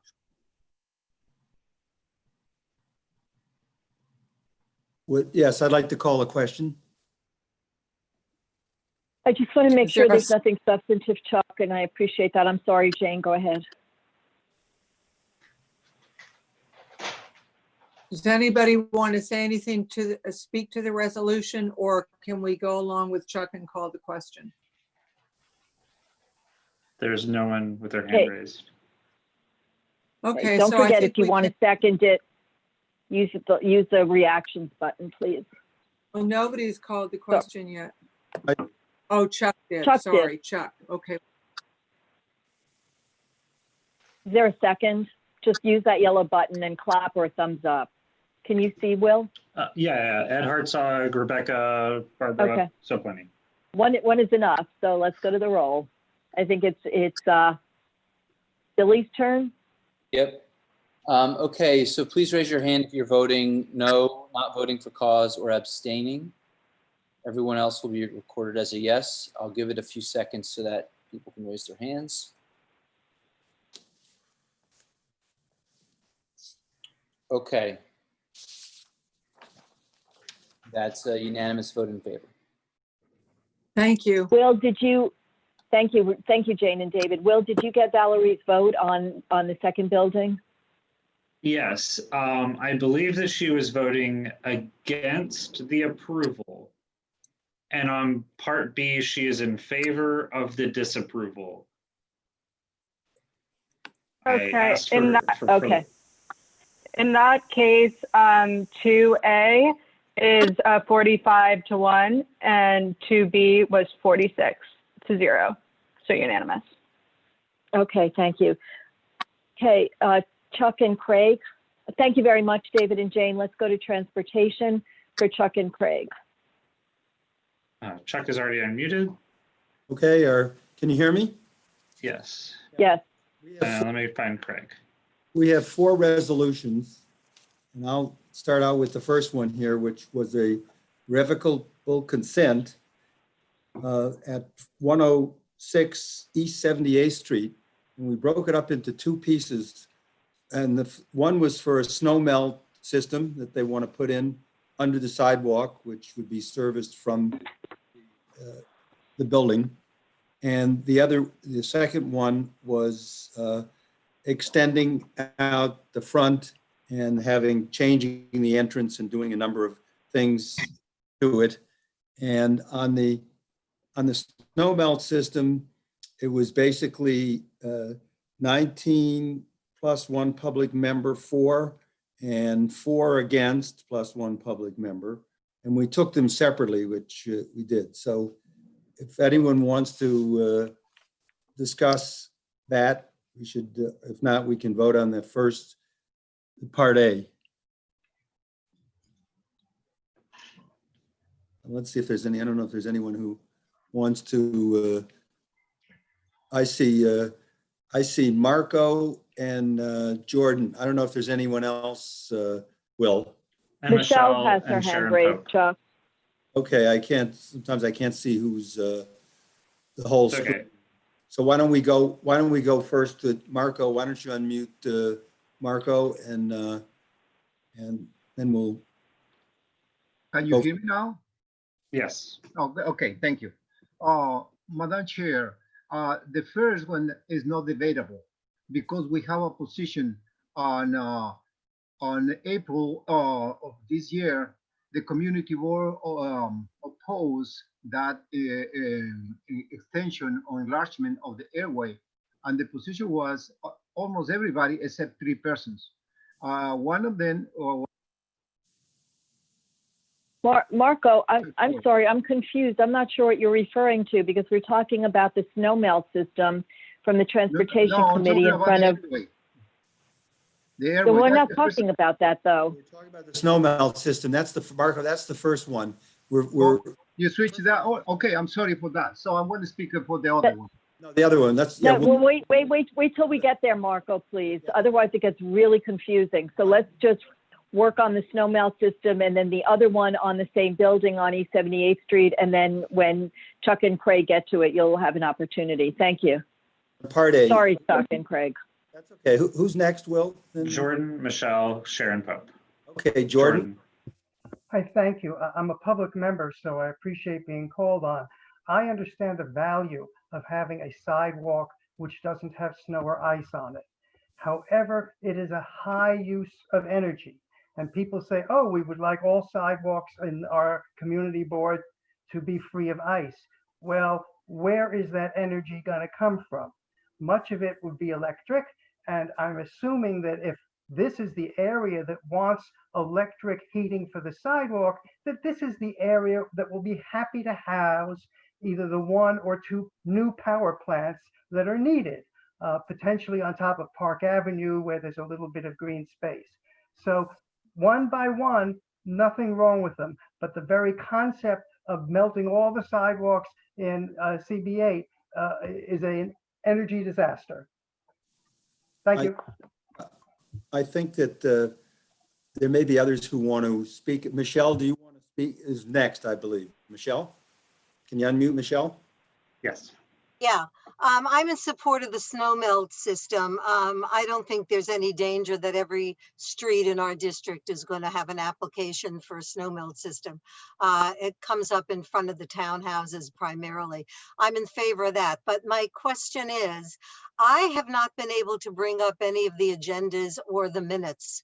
I can't click, I couldn't get it before the meeting. I can't click on anything now because I'm afraid it's going to disconnect me. So I wonder if there's a way on the shared screen that as we go from item to item, can Will put the minutes and the resolutions up?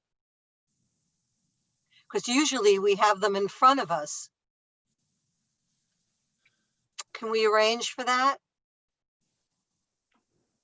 I can make it happen if that's what everybody is in favor of. Greg, Chuck. Well, it's too difficult for me to follow along without anything in front of me. So it would be very helpful. If that's an issue for others, I would appreciate you advocating for this. We have our minutes, which have. Okay, that's great. All right, so now what's in front of me now, Will? What is it? This is the application. Oh, this is the snow melt system. Okay, so on our end though, we can't move it up and down. So you're going to be moving it. So now we're on part A. So that's great.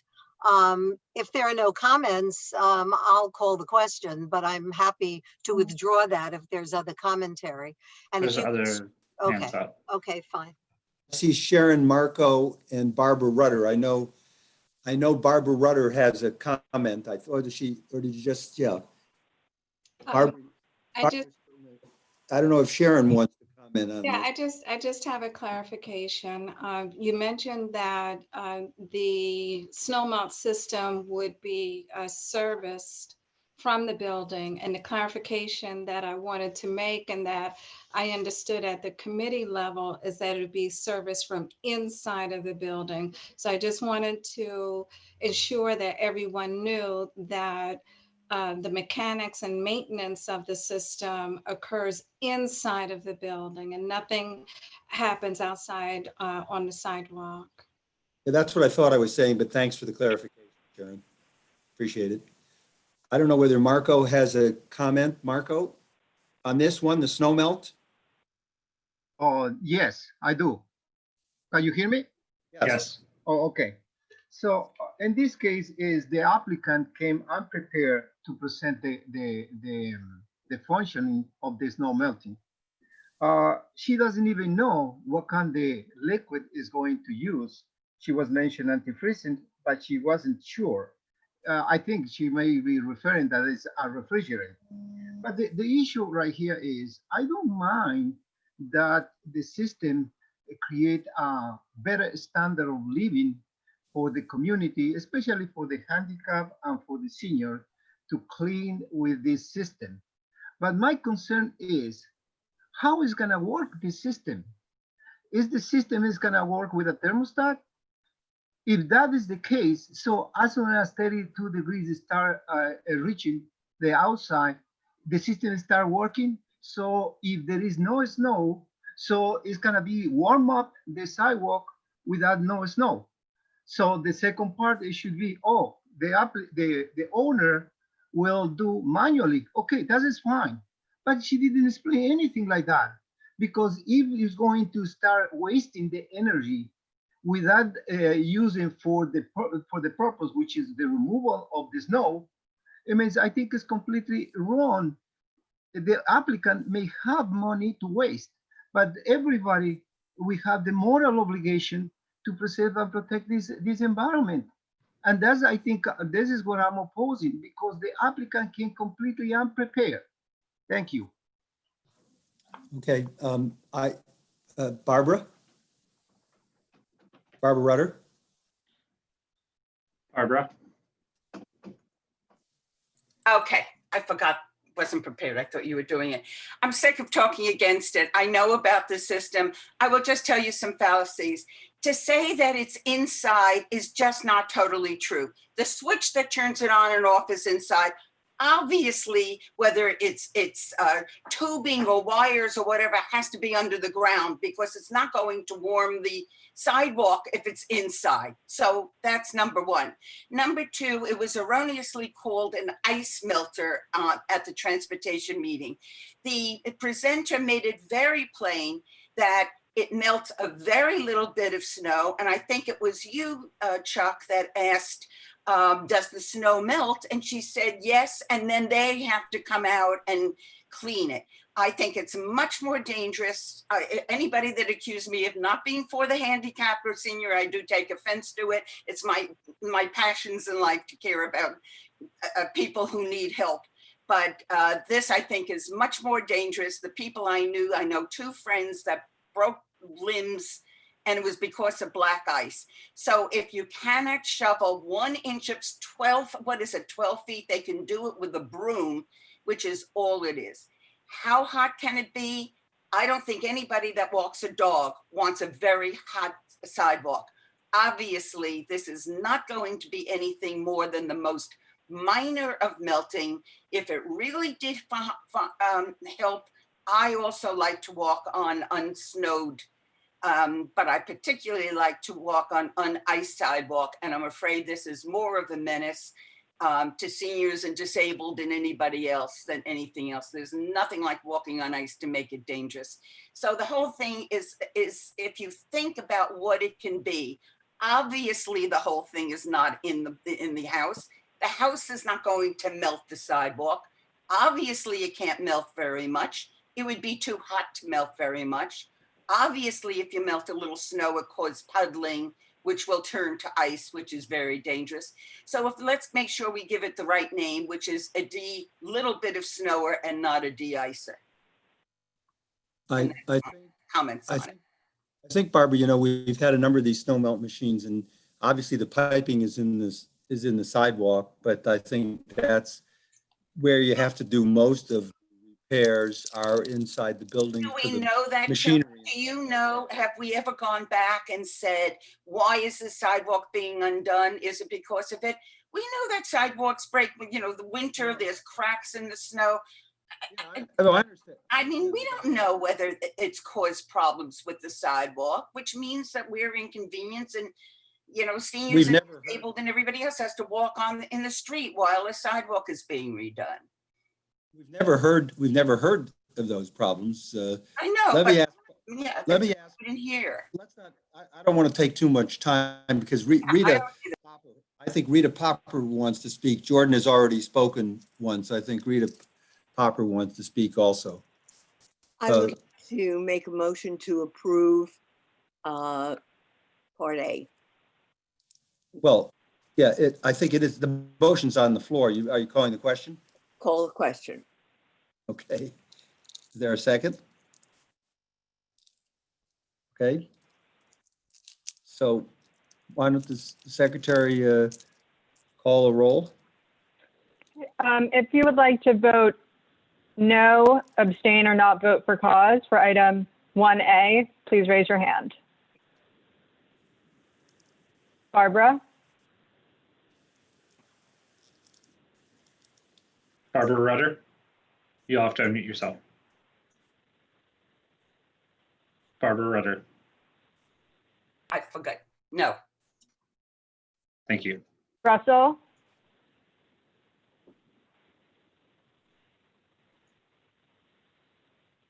Russell, we didn't hear you.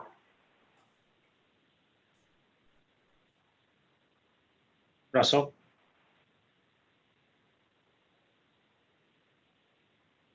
Well, maybe you could skip and come back to him. Yeah. Marco. Marco. Can you hear me? Yes. No. No. Marco, no. Thank you. Right. Back to you. Wilma? Thanks. Wilma? No.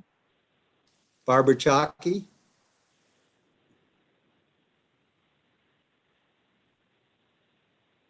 Barbara? No. Thank you. Vanessa Aronson? No. Elizabeth Ashby?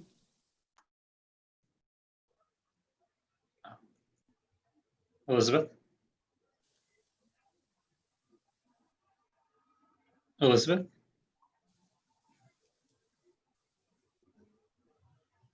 Oh, well, how about Peter? Why don't we go to Peter Patch then? I see. Yeah. No. Peter Patch is no. Thank you, Peter. So then it's Elizabeth and well, Tricia Shimamura. No. Okay, now we have Elizabeth and Russell who haven't been counted yet. Maybe you can get them. Russell chatted me and said he's voting no. Okay, how about Elizabeth? No. No. Okay. Thank you, Elizabeth. I think Thank you. that covers everybody here. Is that it, Will? Do we have anything else on? Is everybody covered? Yes. Okay. All right, let's go. Let's go to Part B. Part B is the sidewalk extension, and there they were extending out the sidewalk a little further out than it had been, and they were about a 1.8 foot and 8 inches or something like that. And then they were changing the entrance ways, et cetera. And there the committee voted against that. And then Part B, they disapproved that request. 22 for plus 2 public members and 3 against. And I don't know if people want to discuss that. Marco wanted, I know you wanted to say something on this. I see Marco and Sharon and Michelle. Marco, why don't you go ahead? We'll unmute Marco. Oh, yeah. Can you hear me? Yes. Okay. So this application is not debatable because we have a position on that. On April, on landmarks, we disapproved this enlargement. So the community board has a position on that, and we cannot debate anymore. And by the way, the outcome of that meeting was everybody against except Ashby, Brown, and Chuck Warren. And that is my position in this application. It shouldn't be debatable. This is not debatable at all. Thank you. Thank you. I don't think that was correct that landmarks disapproved this, because that's not something they would do. They might have acted on one of the, I didn't see that. We asked them if they had been to landmarks, and they said they had, and they didn't say disapproved it. It was disapproved, but it wasn't a revocable consent that was disapproved. It was the certificate of appropriateness. Right, from an appropriate standpoint, appropriateness. It was the front part of it. Yeah, go ahead, Sharon. Thanks, Chuck. Can you hear me? Okay, great. So I guess I'm a little bit concerned, and I'd like to raise something that I raised at the committee level. For these types of requests, I would like for the board to take a more broader perspective and basically not approve these requests across the board at all. I'm very concerned, and this is not the first time that we've had someone who owns a townhouse come to the community board to say, hey, we'd like to extend our front boundaries. And I would want the community board to take a position that these types of applications will not be brought to the board, because our position is that for these types of applications that we are against them, period. I do perceive it as a private taking of public land. Thank you, Chuck. Chuck, Let me just. I'm sorry, Sharon. Let me just say something about this, Sharon. You know, we talked about this at the committee. I mean, traditionally, we have not had a position as a committee or a board on that. Obviously, the revocable consent process is there because the city is willing to entertain those requests, and people have to pay for them. But it's something we can take up in the committee and discuss it, and we can see if we bring it to the board.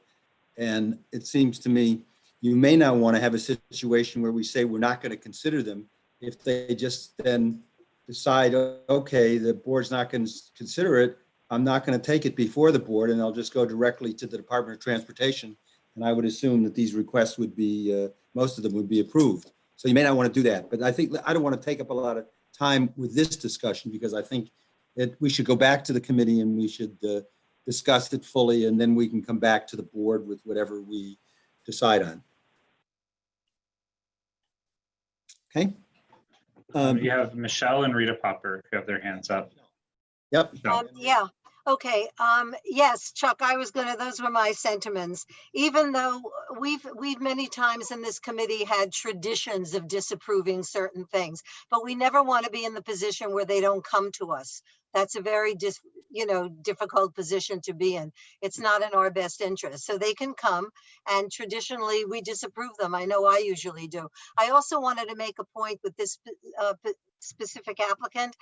I don't have the thing up in front of me anymore, but I believe I believe the minutes reflected that it was coming out 1.8 feet or something, Yes. but in reality, that fence is already 4 feet or more into the public sidewalk. This is in addition to that. So already Right. This building has a serious encroachment. So I would encourage you all to vote against it. Okay, thank you.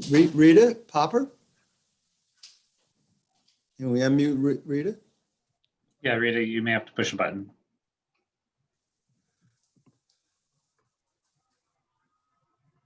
There you go. Well, a question that a yes is a no. I don't know if Valerie wanted to say anything. Yeah. Valerie, did you want to say anything on this issue? I don't know if her mic is working now. Rita, before we get a second on that. Valerie, did you want to, can we unmute Valerie for a minute, see if she wanted to say anything, or because Rita wants to call a question? Valerie, I'm gonna unmute your phone. Nope, that was bad. Sorry. Okay, can you hear me now? Yeah, that's Valerie. Are you there? Yeah, sorry, now I'm in by phone. I'm in by both. I think I abstained from this vote. You have me abstaining from the next vote, but I think I abstained from, just for the record, on this one, not the COVID restaurant vote. I voted in favor of that. Okay, we'll fix that up. Actually, Valerie, there'll be a chance to correct everything afterwards, Valerie, but so for right now, we're doing the Valerie, I'm absolutely positive that you abstained on the COVID restaurant vote because you want to learn more about what the policies were going to be and what was going to be announced. So you can definitely change your vote. Okay, well, I abstained from this one too, but that's okay. All right. Okay, well, now you have a chance to vote, so let's keep going, and anything you have a chance to correct. So let's go. Is there a second to Rita's? Okay. And so why don't we call the roll? Yeah, I saw Vanessa Aronson, just so that it's verbalized. Okay. Why don't we call lower everyone's hands, and whoever our secretary for this is. Okay. On the line here. All righty. Raise your hand if you are voting no, not voting for cause, or abstaining on this resolution, Part B, sidewalk extension. This resolution was a disapproval. So yes means no. All right. Chuck. No, I'm voting no. Craig. Voting no as well. Carolina. Will, if you could unmute Carolina, please. Okay. Carolina. That would be a no, please. Thank you. Thank you. Anyone else voting no, not voting for cause or abstaining? Please raise your hand. Barry, are you trying to? Jane? Jane Partial? No. Thank you, Jane. Is there anyone else who is voting no, not voting for cause or abstaining? I think Barry is waving us Yeah, down. let's unmute Barry. Barry? I'm a no. Okay, thank you. Okay, did we get everything, Will, on that? Anyone else? Last call. Okay. All right, Thank I'll you. tally it up. So before we do that, could you just read the vote count, Billy? All right. I can read for transportation 1A. It was 37 to 9 to 0. That was on the snow melt? Yeah. Okay, Snow melt, yes. okay, thank you. But then I'm going to ask Craig to take over this one. This is discussion of potential use of street space and additional sidewalk space for outdoor dining to support restaurants impacted by COVID-19. And it was a joint item with Street Life and Small Business Committees. Craig, why don't you take this one on?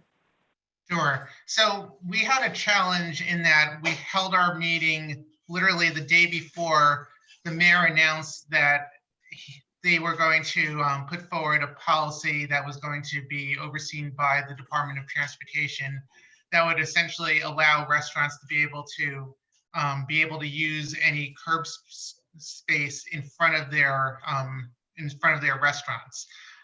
That's really the gist of it. It's a little more complex than that. We spent a good amount of time talking about other proposals that had been out there at that point, which included a legislative proposal in the city council, a letter that had been co-written by council members Keith Powers and Ben Kalos, and also a letter that Gail Brewer had sent. And as you heard from each of them, Gail Brewer, Ben Kalos, and Jenna from Keith's office, they've all been working on this.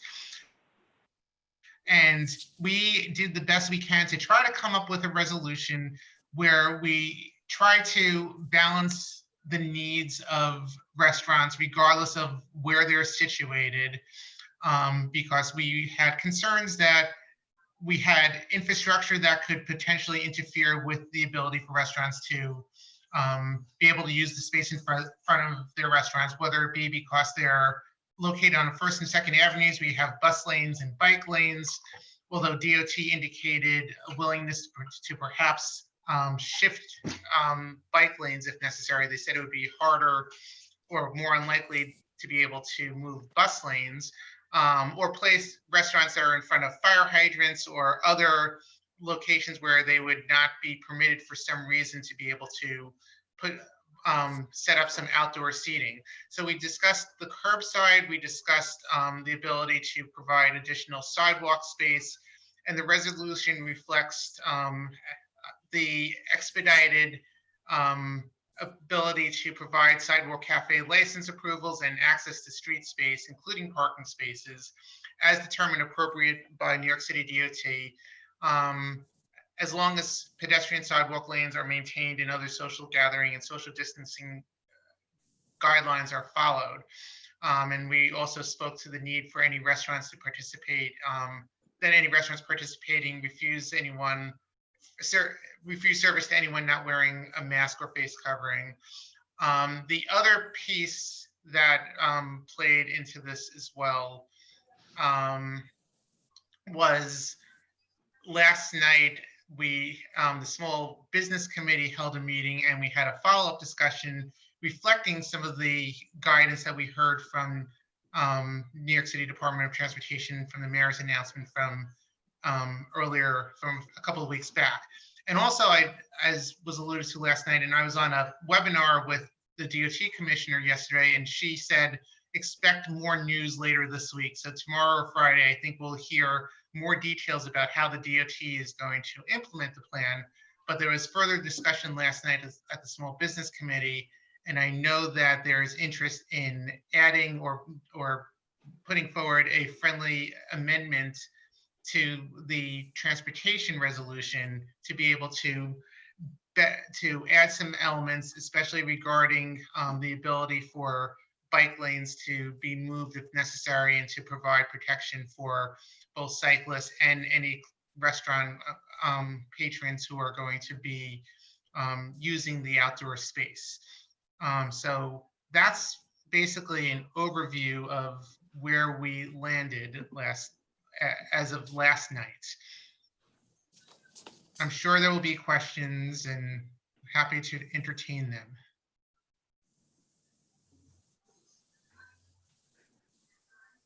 I'm gonna put up the resolution for everybody. Yeah, I think that would be helpful. Thank you, Will. Thanks, Will.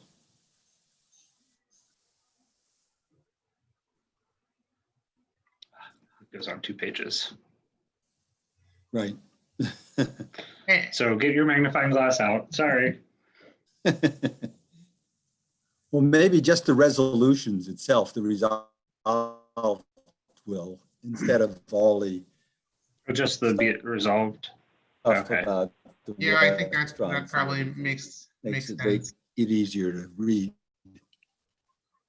And I just want to add that we were particularly sensitive to the concerns of restaurants that are on side streets as well. And we understand that DOT is going to be looking at everything, but one of the core tenets, I think, of what we're trying to do is have the ability to promote inequity in terms of being able to put forward a program, and that we want to be involved, but we don't want to be the ones who are picking winners and losers per se.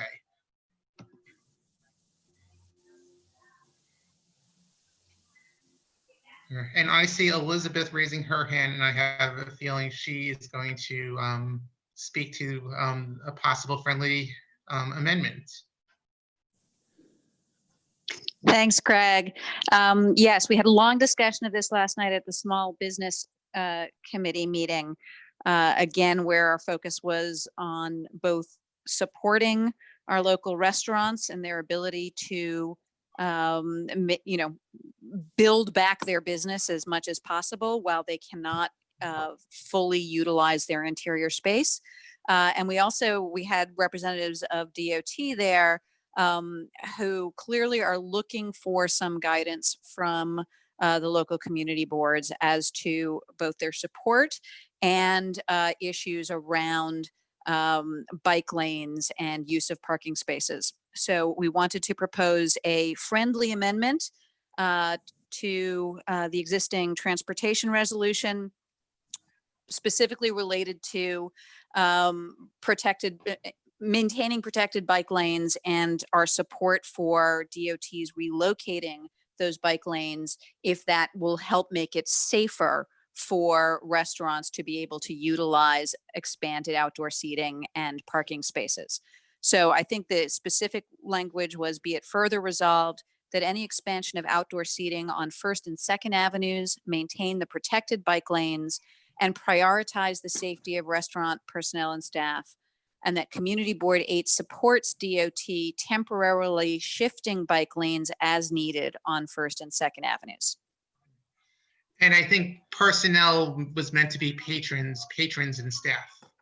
Yes, that makes much more sense. Yes, my bad. I've put that language that that Elizabeth just read from up on the screen as well. All right, thank you. It is in everyone's small business committee minutes if you want to go there on your own. All right, I saw, I think it was Sharon, but it looks like she may have taken her hand down. I see Mrs. Brown has her hand raised as well. If she's interested in speaking, can you unmute her, please? And Sharon's hand is back up again. Yeah, okay. Mrs. Brown put her hand down, so I'm gonna go to Sharon. All right. And Brian has raised his hand. Yes. It's my hope overall that we vote to support this resolution. I feel very strongly that we need to support our small businesses.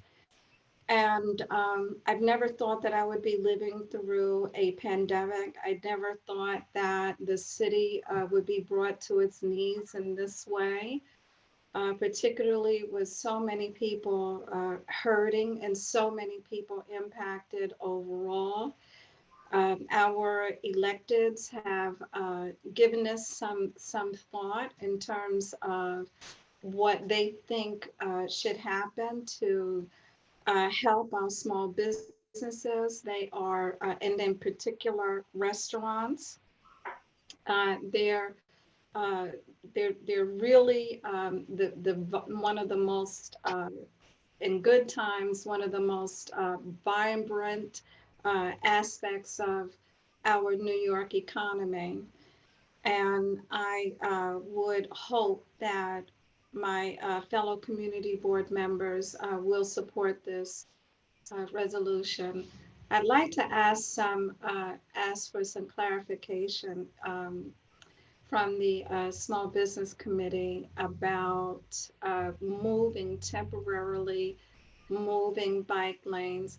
Is that a shift from one lane to the other? Because that would also entail, a shift in terms of other traffic as well. So I guess I would need clarification regarding that. If you'd like me to respond, the intent, Sharon, of the proposed amendment in the discussion was the assumption is that they would shift the bike lanes to the outside of the parking lane. So yes, it would go in, it would take up more space from regular traffic, but we agreed not to specify that in the resolution as a means of not making it so specific that the DOT could not come back with other alternatives. There was definitely a little bit of discussion of just how specific or directive should we be to the DOT. And in the end, we discussed, and I think most people felt, we wanted to ensure that we maintained a protected bike lane. And we wanted to give the DOT flexibility and indicate our support for if relocating the bike lane is the way to get more space for the restaurants, that we were supportive of that. Okay, I got you. So the word is you would shift the bike lane over one lane. I mean, so are you using, I listened to the resolution and I'm not sure if I missed it, but are you using the word shift over one lane? Are you using that word just so that I understand? I can, if I can just add, I think the intent was to not necessarily specify, because in some locations, shifting it one lane over may be necessary versus other locations where you may have the ability to shift the bike lane so that it is on the outside, to allow restaurants to be able to put seating in without them having to cross the bike lane. But because there are different circumstances on different blocks and different considerations in place, and we were talking about different type of barriers as well, you have to obviously take into account traffic operations and potential deliveries and parking needs. So we didn't want to prescribe that because we didn't want to be overly restrictive. And we recognize that even along First and Second Avenues, you may have different locations where you may be able to do different things. So we didn't want to just have a one size fits all approach. We want to provide that flexibility.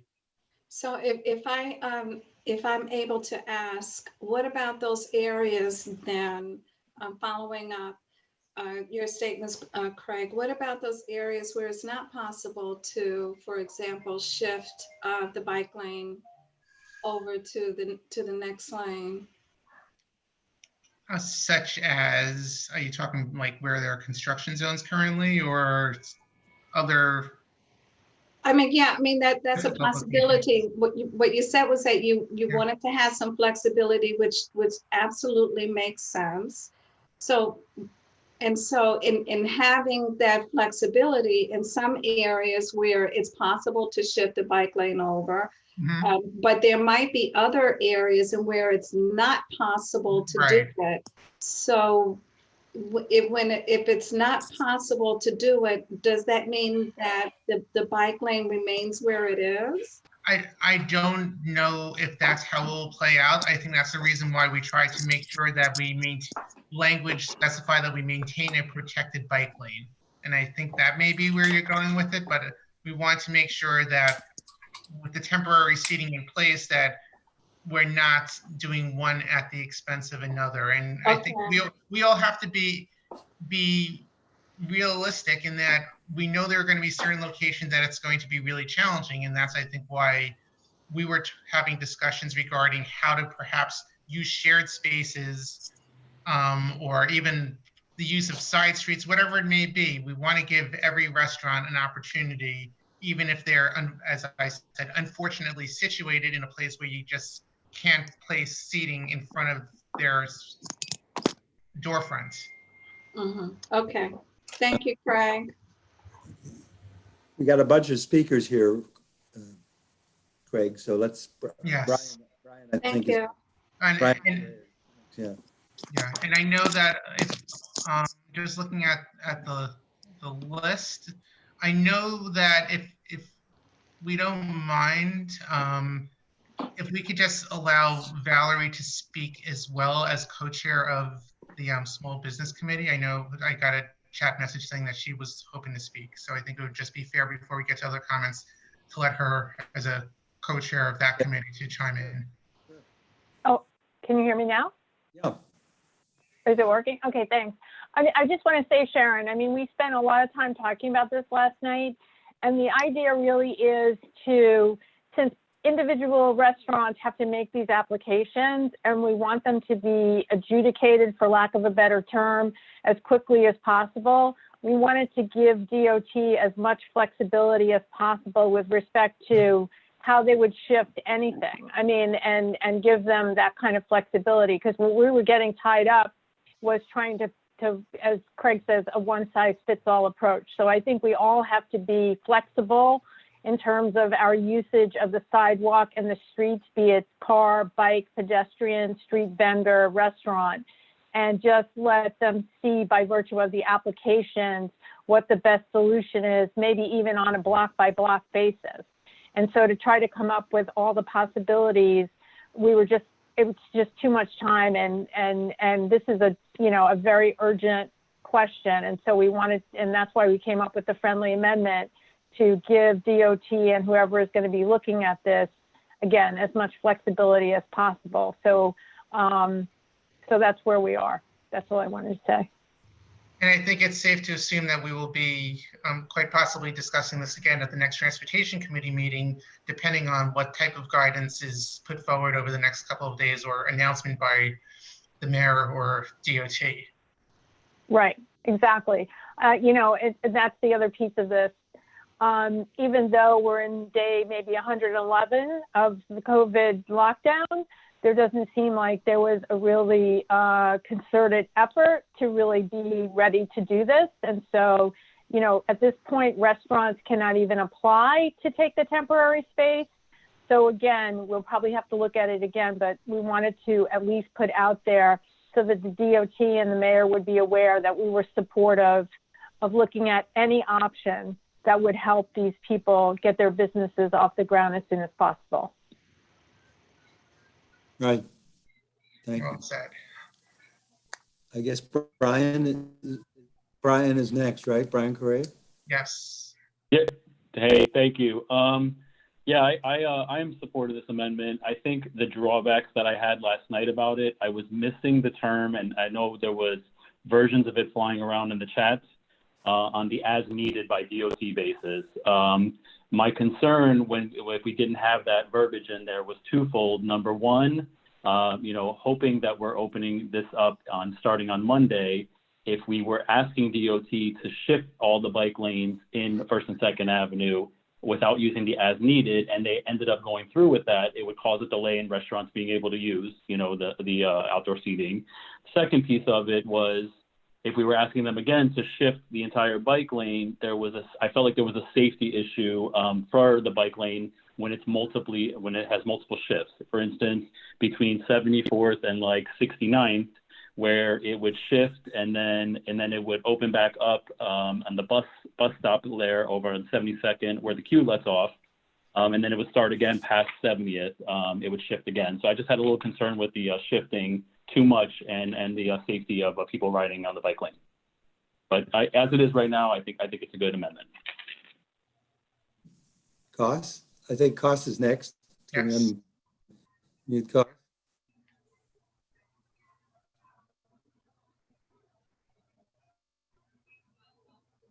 Am I unmuted? Yes. Oh, good. Yeah, I'm trying to. You're on leave. I have a couple of questions with the timing. Do we want to specify that it's a temporary, or are they going to come back and say that they want to remove the bike lanes back? That was one. The DOT said that there's applications coming online this coming Friday or the end of the week. So they seem to be ready to move very quickly. So we have this as our final statement that this program, or we may reword it and not call it a program, say any restaurants taking advantage of this or policies related to providing expanded seating remain in effect until restaurants are permitted to operate at full indoor capacity. So we don't intend on this being permanent. Do we want to put that in the resolution that it's while the emergency lasts? It is in. It's already in there. It is in there. It's in the original resolution of form of that. Okay. You know, the other thing, some restaurants may not want any seating outside. So on some streets or some areas, the bike lane may not need to be moved. So I think we should just leave it up to DOT to move it where appropriate, but as long as it's safe. We are doing that, Cost. That's the idea. Okay. No more. Okay. Michelle, I think, right? Looks like Michelle and Police. And Police, right. Yeah, I just wanted to point out a couple of things. The original basis for this was intro number 1957, and that was calling for the possibility to do this. It put an end date on it of October 31st, 2020. Well, it said the requirements of the section apply until the expiration or repeal of temporary spacing order or October 31, 2020, whichever is later. My concern with this, in intro 1957, there was supposed to be an application process, which was then going to go to the DOT. The DOT is the assigned agency to take care of this, whether it's in intro 1957 or whether it's in the new plan by the mayor. So either way, it's the DOT. But with the mayor's plan, there's much more free range in that there's no application having to be made that has to be somehow approved or looked at. It's just sort of a self-certification. In other words, a restaurant can go online, they pull up the application and they send it in. Intro 1957 called for this to become active within 5 days after the intro was passed, and also called for community board and local official approving. That's no longer the case. So we hope it comes back to us. It's not mandated. I don't believe in the mayor's plan. The problem with the mayor's plan is it's not in writing anywhere. So we really don't know what's in the mayor's plan. And that was an issue I raised about the vendors, because in intro 1957, they mentioned vending having to be moved in order to accommodate sidewalk cafes and where appropriate. In 1957, they also mention zoning and say that space can be used where there's appropriate zoning. These are probably not in the mayor's plan. We do not know that. Last night, unfortunately, the DOT, a few people were there from the DOT. Nobody had the answer. They said they would get back to us on this. So I'm a little concerned that we don't have a lot of information, but I'm also want to see restaurants have what they need. My other concern is inequity. Now, we're now talking about how we can accommodate restaurants that are on the side of the street with bike lanes. This doesn't help any of the restaurants, and there are just as many of them on the side of the street with bus lanes. So we never talked about that. If they expanded into the parking lane, then they would be sitting on the street, not the sidewalk, and a bus, because the DOT made very plain last night that they could not move the bus lanes. That was really too much. So a bus would be passing right next to them. That's a very dangerous situation. So this looks like it's going to be, you know, more in favor of those businesses that are on the bicycle side of the street. So, you know, I mean, also there's the situation where there will be no fee for this for businesses who do not yet have or will never have a sidewalk cafe license. And how is that, how do you help those people who have paid for a sidewalk cafe license, and they've been paying for it and continue to pay for it, and now everybody else is going to have it just by applying for it. So these are all of a lot of concerns for me. I would have liked to have heard some compensation offered for the people who are paying for, you know, for an existing sidewalk cafe license. There are a lot more answers here that are needed, and a lot more guarantees that this would come to the community board. So I'm sort of concerned about it. So I had originally abstained, and I think I just might do that again.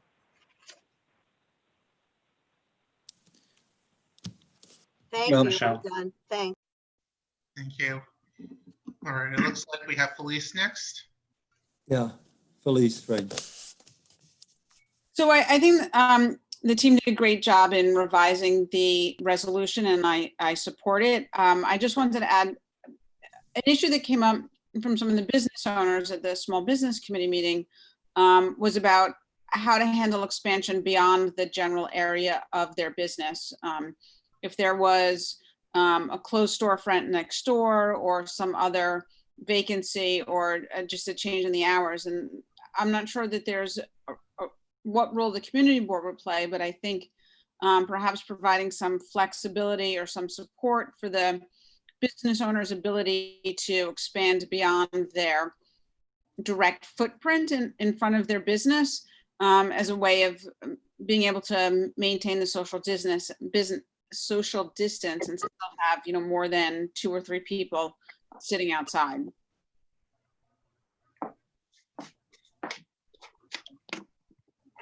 Yeah, I think I had some discussion when I called on something else with the deputy borough commissioner today, and I asked her a little bit to say, you know, what did she know? And she didn't know a lot, but she said they would be allowing expansions in other kinds of areas. You know, if there were, sometimes there are these areas that are there, so there were areas that were beyond just the restaurant footprint alone. So I think Felice, to the extent there are ways to do that, I think they're going to look to do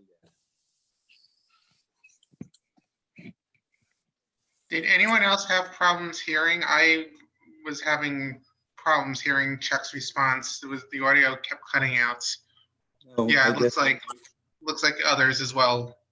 Chuck, your internet is a little slow. Sometimes it's a little shaky here. Is that better, Craig? Can you hear me better?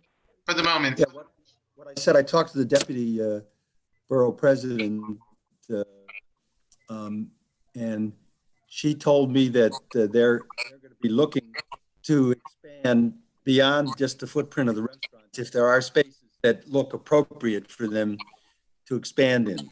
And it just depends, you know, where they are, where they're located, whether or not there are. So it's going to be somewhat of a, you know, catch as catch can situation.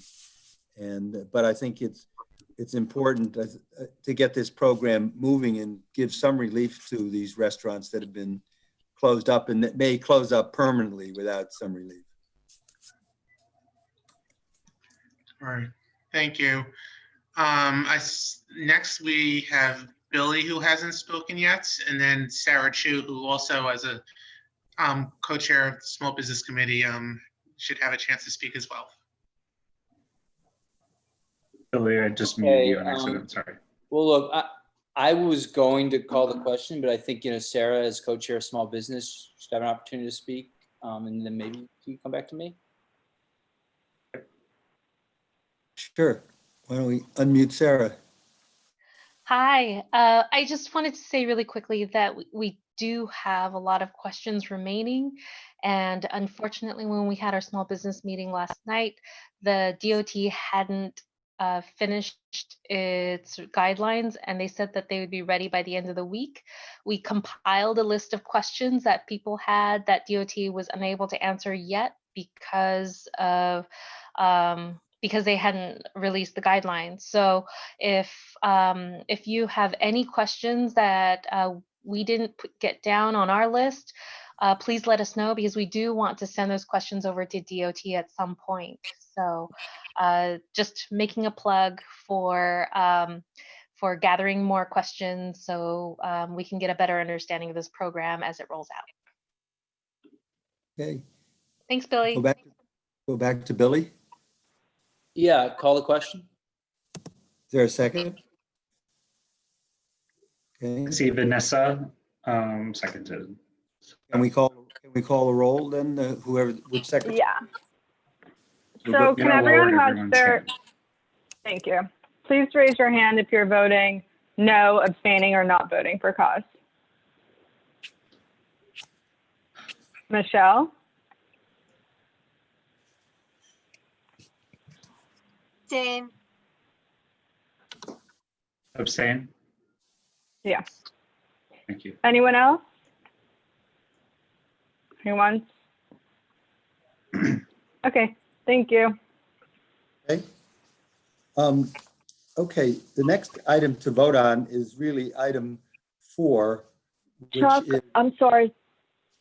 yeah. It's Alita. Before we move on, Billy, could you just do the vote count for the first transportation resolution? Yep. So on For 1B. Yeah, well, so on part 1A, that was the snow melt, and that was a vote of 37 yes, 9 no. Part 1B was the sidewalk extension. That was 41 yes, 5 no. Okay. Thank you. Okay, item 4, this was really a carryover from our other meeting in April. We passed a resolution that said we'd like to have Park Avenue be an open street by 30 to 4 opposed and 3 abstentions. And subsequently to that, Valerie Mason had occasion to be talking to Ed Pinkar, and he said, look, we can't do that the whole length of Park Avenue because our resolution covered the whole length of Park Avenue, 59th to 96th. But they said we might be able to look at more favorably a resolution that covers a more discrete location of Park Avenue. And so what we did was we said that we would like to request the DOT Open Streets program be initiated along Park Avenue between 60th Street and 72nd Street between the hours of 8 a.m. and 8 p.m. on weekdays, and then on weekends, 10 a.m., the second further resolved on weekends, 10 a.m. and 8 p.m. And that was something that passed the committee 17 yes and 2 no's and 1 abstention. So I don't know if we have anyone who wants to comment on this resolution. I see Rebecca Dangor.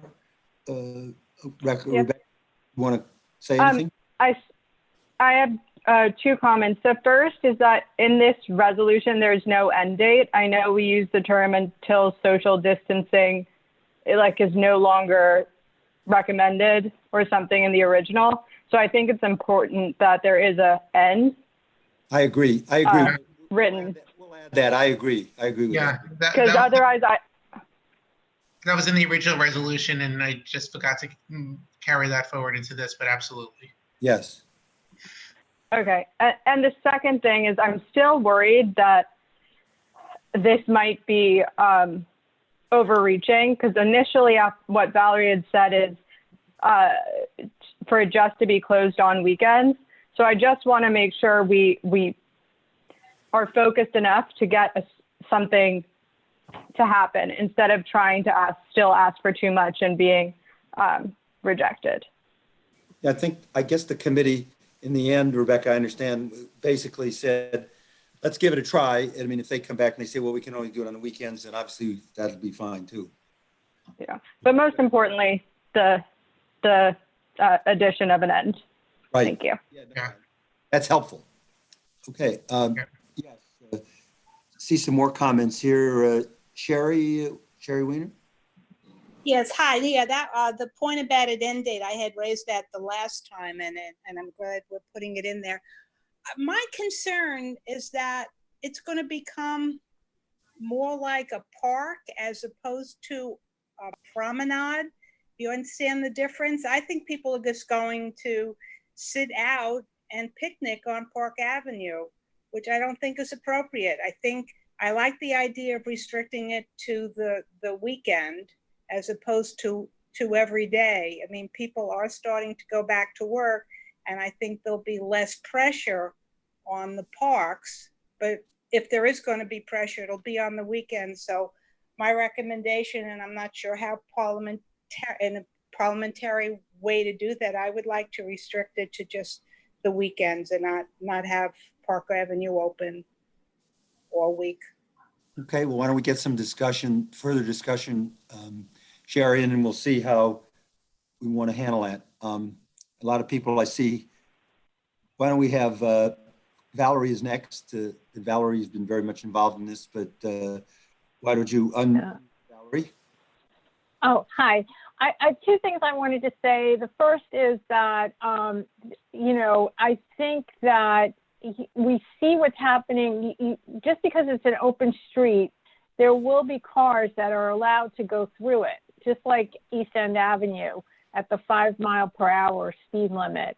And just to Rebecca's point, we made it very clear with Colleen on the phone that even though we were extending it, because you're right, my original ask was just on the weekends because I thought that would be the easiest thing for them to do. But we made it clear to Colleen, and I'm sure when we send the resolution over, that we take anything, that we didn't want the ask for Monday through Sunday with, a full week at different hours, that it wasn't an all or nothing, that we would take whatever the DOT was willing to give us. So that flexibility was, even though it wasn't written into the resolution, I think Chuck and Craig, you would agree that Colleen was made fully aware of that in order to get it through.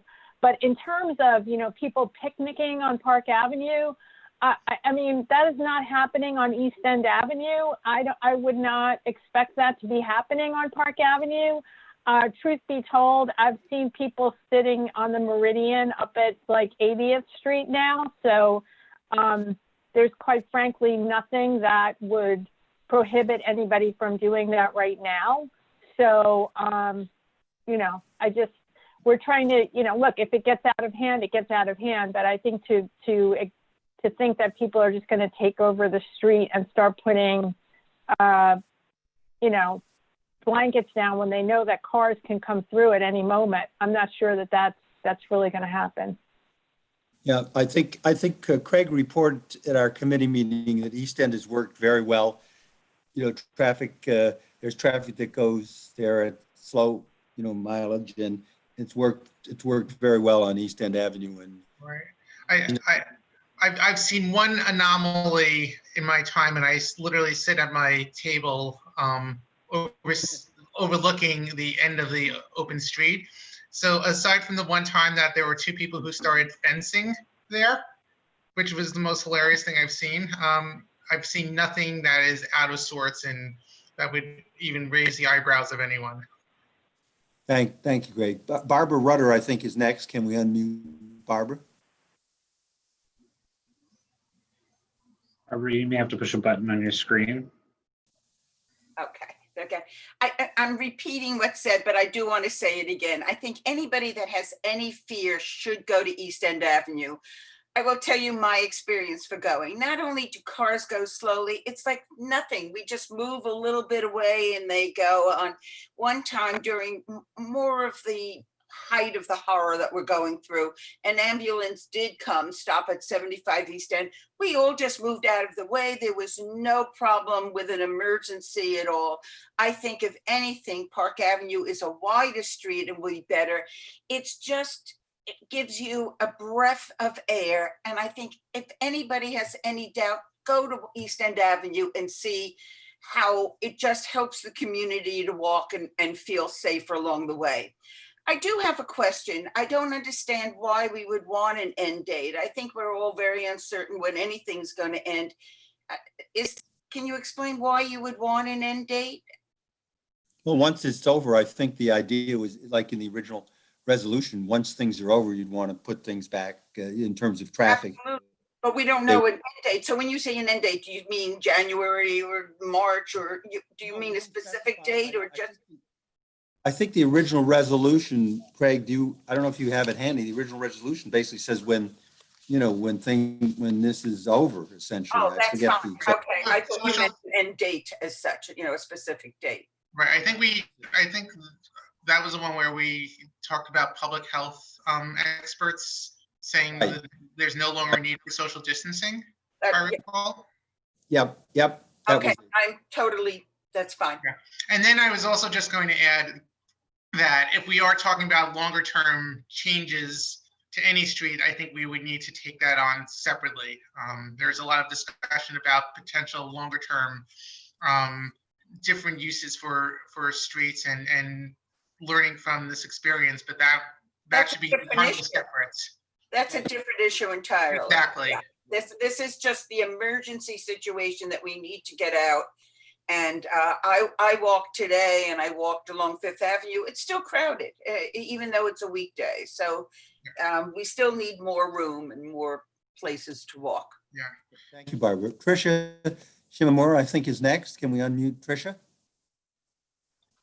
Hi, everybody. I echo everything that Valerie and Barbara already said, so I won't repeat it, but I will just say that we walk along East End Avenue at least once or twice a week. And one thing that the only criticism that I have is that I've said this to DOT, there's not a lot of signage for folks on 86th Street that are turning onto East End to alert them that there was this change. I think that now people are getting used to it a little bit more, but if there's any way to communicate this further with DOT, that any sort of change on Park or any other street in CB8, I really do feel strongly that we should be trying to get better signage that leads up to where the open street is, because I saw probably more than 10 times, I'd say. And Craig, I look to you because you're the resident right over there, but I see a lot of cars that kind of stop and try to reverse and try to turn around because they kind of forgot that that street was blocked off and they're not sure how to treat it. Maybe this will get better when there are more of them so that people know how to act. But I do think that if we can improve signage leading up to these streets and somehow include that in the resolution, that would be my preference. But overall, I echo everything that Valerie and Barbara said. Thank you. Sure. Thank you, Tricia. I think Billy Freeland was next. Billy? Yeah, I was just going to make a couple quick points. One, this is in many ways, as some others have indicated, I think an ideal street to bring open streets.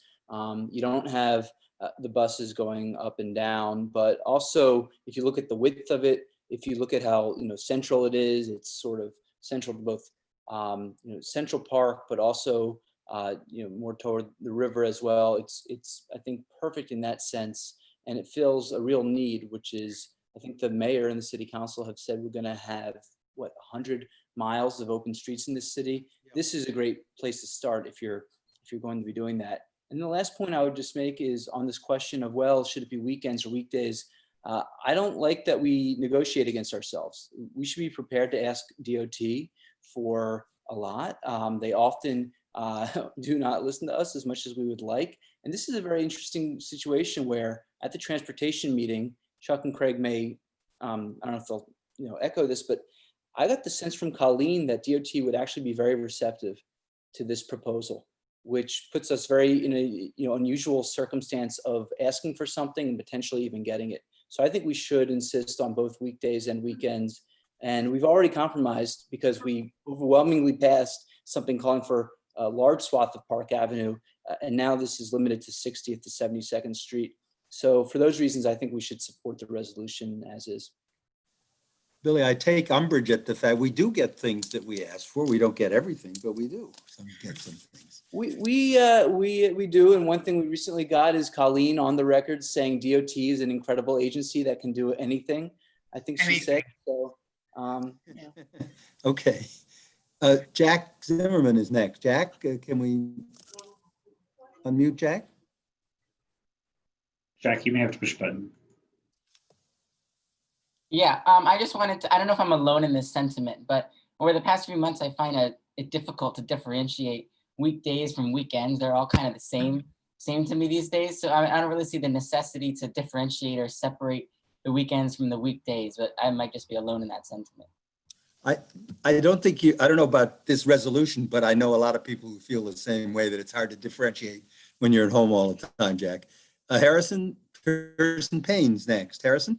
Can you unmute Harrison?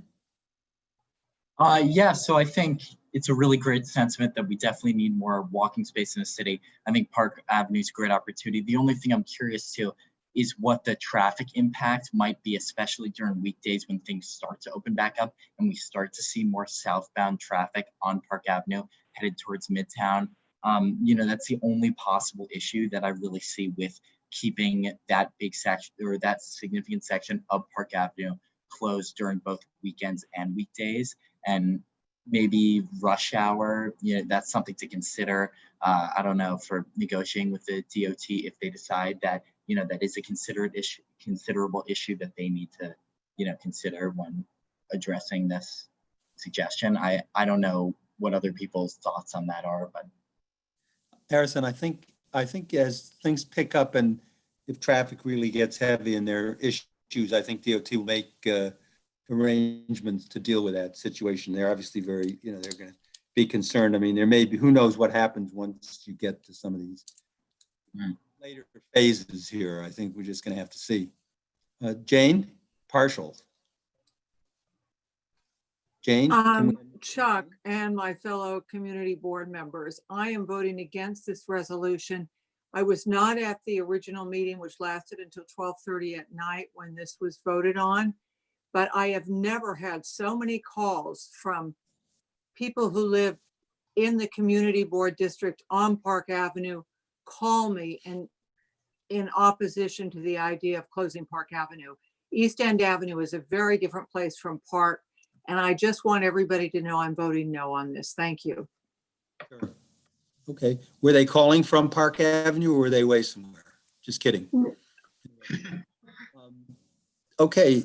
Are we ready to vote on this? Does someone want to call the question on this? Billy? Yeah, I'll call the question. Okay. And second? Okay. I see Peggy Price. Okay. Why don't we have the secretaries do their work, who's ever up? Are we all set? Do you need a motion to count the vote? Okay. No, we're all set. We call the question.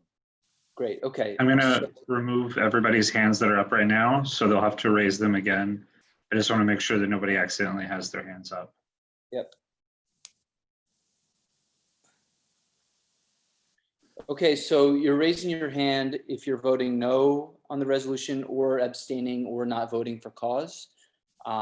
We'll start with Michelle Birnbaum. Michelle. Yeah, I'm unmuting. No. Thank you, Michelle. Billy, there's someone called Verizon Wireless's iPad. Will, do you know who that is? I'm trying to find them. It's somebody who renamed and themselves. Also an iPhone. There's an iPhone, Billy. Thank you. One of the iPhone is Sherry. Just give me 1 second. iPhone is Sherry. And Verizon iPad, you don't have your video on, so I don't know who you are. You can rename yourself in the participants menu, or we'll call on you in a second. Well, while you're doing that, should we go to the named The next members? people, yeah. Oh, there's Sherry. Yeah, just keep going, Billy. Thank you. Okay, Sherry Weiner. Sorry. I'm voting no. My iPad ran out. That's why I had to go to my phone. Okay, thanks. All right. I see Jane Partial's raising her hand. Can you unmute Jane, please? Yes. Oh, Jane is visibly raising her hand, I guess. Jane, the thumbs down. Okay, sorry. I can't get, It's okay. I'll remove it in a second. Just let us know your vote. I'm voting no. Can you hear me? I'm voting Yes. no. Yeah. Thank you, Jane. Thank you. All right. Next up is Harrison.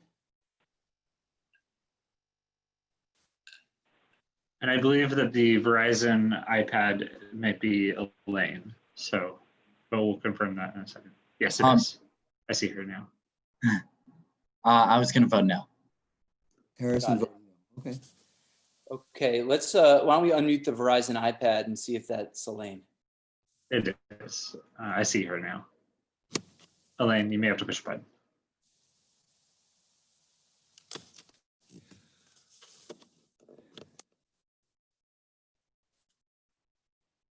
Can you hear me?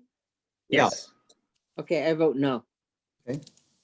And I am the Verizon. Don't ask why. It's okay. Don't It's admit okay. to being Verizon.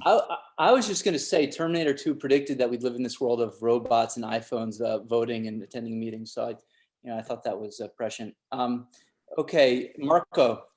Marco, I think is the last one. Yeah. Can you hear me now? Yes. Yeah. Oh, okay. I'm staying. Abstain. Okay. Yes. Got it. Thank you. Okay. I I think that was it, wasn't it, Billy? Yeah, I don't see any other hands. I don't see other hands. We'll tally the vote. Yeah, before we move on, Will had chatted me a question and I just want to raise it first, I guess, to Chuck, and then we could decide if we are going to expand that. And that is one of the pieces of this item that we originally had was requests for new open street streets. And Will had indicated that he's received a number of requests since the time of our meeting 2 weeks ago to close 82nd Street. I'm not sure if it would be every day or just on Saturdays, but between York and First Avenues coinciding with the farmers market.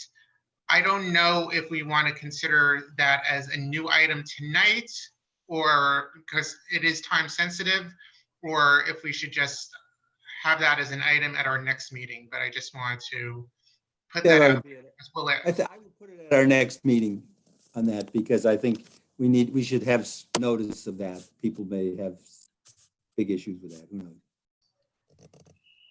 Okay. Is that the last of your report? Yeah, that should be it. I see some people had their hands up. I don't know if it wasn't voting though. I assume these are other questions for us. Rebecca, you're unmuted. So Rebecca and Rita. Yeah. I just wanted to agree. I don't think we should vote for any more closing of streets without notice. And then I also just wanted to read the vote count for the second transportation item, which was 45 yes, 0 no's, and 1 abstention.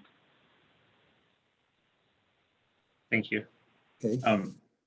If you're just going to repeat what Rebecca just said, I think we get the message, and yeah, because we're done with our report unless someone has something else that they want to raise. That we probably should go on. I'll leave it, Alita. I'll leave it to you. Thanks. I know Michelle addressed a lot of items. We didn't hear from Rita. Rita, do you have something different to say? Yeah, Can you unmute Rita? I didn't think that we should vote on anything that hasn't been posted. Yeah, well, I think we decided that. Okay. Okay. then I think we should just move on. I agree. Before we go to small business, I just want to clarify a couple of things that I had referred to earlier. I just want to mention that when we do the small business and the legal and the community and possibly other ones on financial aspects, that's done not only with this community board, but also CB6, I think CB5, the Madison Avenue bid, the East Midtown Partnership Association, Carnegie Home Neighbors, the East 86th Street Association and East 60th Street Neighborhood Association. And the contact tracing is a joint effort of both the Environment and Sanitation Committees, the HSSS Committee, with Sarah Chu and May, who have a lot of knowledge in different areas. So I wanted to give credit where credit is due. And then only because this is so different, the Landmarks Committee usually refers to specific applications and addresses them, but they've set up a working group to put on a program on historic preservation issues such as master plans. So having said all of that, let's hear from the Small Business Committee. Valerie and Sarah, you're next on the agenda.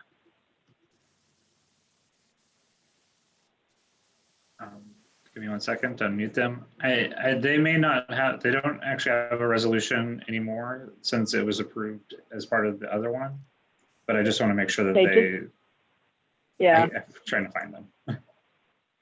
Just checking. Right, we don't have a, go ahead, Sarah, go ahead. Oh, before we get started, David Halpern was raising his hand through his video, and so and he was doing it for a while. So can we recognize him before we go into small business? Yes, David, you're unmuted. Sure. Sorry about that. I sent you a chat. Maybe you didn't get it. And my reaction button is not working. So when I try to put my hand up or my thumb up, it only comes up at the bottom of the screen. It doesn't come up in my box. And I had 3 no votes that were never recorded. Could you read them to us? David, you know what? You could either mention what they all are now. Are they all relating to transportation? Or you can amend the voting sheet when you get it after this meeting. I could do it quickly now. Okay, David, do you want to tell Rebecca? Very quickly, no on the 2 sidewalk issues, it's academic, and no on Park Avenue. Which 2 sidewalk issues are you referring to? The snow melt and the widening. Okay. And then Park Avenue, I'm a no. I live close. I live almost to East End. Really works well, but Park Avenue is a very different game. And just in case, I would appreciate you looking at my box because I cannot get my thumb. I'll remember it for next time. Maybe you can fix it. The problem is, David, that I see 5 faces. And unless I went to gallery view, in which case with all of the participants, we have 69 people and it started in the 90s, you would all be the size of a pinky nail maybe, and it would be impossible to see you doing anything. So if you have an issue, just chat Will. Well, I didn't get his chat, so I don't know what's going on. Oh, next meeting, I'll just pay attention next meeting. In any event, okay. Thank you. In the next meeting that my thumbs up will work. Yes, hopefully. Maybe. Thank you, though. And then I see in a chat that Michelle has something different to say. So Michelle, go ahead, but I'd ask you to keep your comments succinct. So we have 3 items of new business. Go ahead. Can you unmute Michelle? Right now. Yeah. What I was going to say is reference to number 4 on the Transportation Committee. If the only street that you are planning on considering and posting for next time is 82nd Street, I think you should, as you all know, I'm opposed to all open streets and will vote against them. I've told many of you the reasons. However, since you're proposing them, at the last meeting, I proposed 9 open streets. Now, I don't have the minutes in front of me. So I don't know whether or not they were recorded, but if you're going to be posting streets to be under consideration for opening, I want the 9 that I proposed on the agenda as well, so those can be posted as well. So first, if you have the minutes in front of you, Will, can you tell me if they were listed in the transportation minutes? You know what? Otherwise, Michelle, I'll I send would them to suggest, you. yes, that's what I I'll would send them suggest. to you. Okay, Send but them I to do, Will but, and but to, if you're posting and- streets, I want those included. Okay, thank okay, you. that's the decision for Chuck and Craig. So if you email Chuck and Craig as well as Will, that would be great. Thank you. Okay, so for small business, is there anything you guys, Sarah and Valerie? Yeah, I just wanted to, can you hear me? Okay, can you hear me now? Okay, Yes. so, right, we don't have a resolution because we have this great partnership with the Transportation Committee and Street Life, but there's just 2 points I want to make. I mean, the DOT is going to be announcing regulations on hopefully this week. That doesn't necessarily mean that that website is going to be up and running for the restaurants to actually start applying by Friday. They seem to be disconnected. The only thing I'm really asking everyone on the community board is go into a restaurant you know and alert them to this fact. I mean, that there is going to be this opportunity for them to get sidewalk space if they don't even have a cafe license at this point, because these guys are struggling so much that they're not even aware of the opportunity that may be out there. And so I think just by word of mouth and helping them know that this is going to be available would also be helpful to them.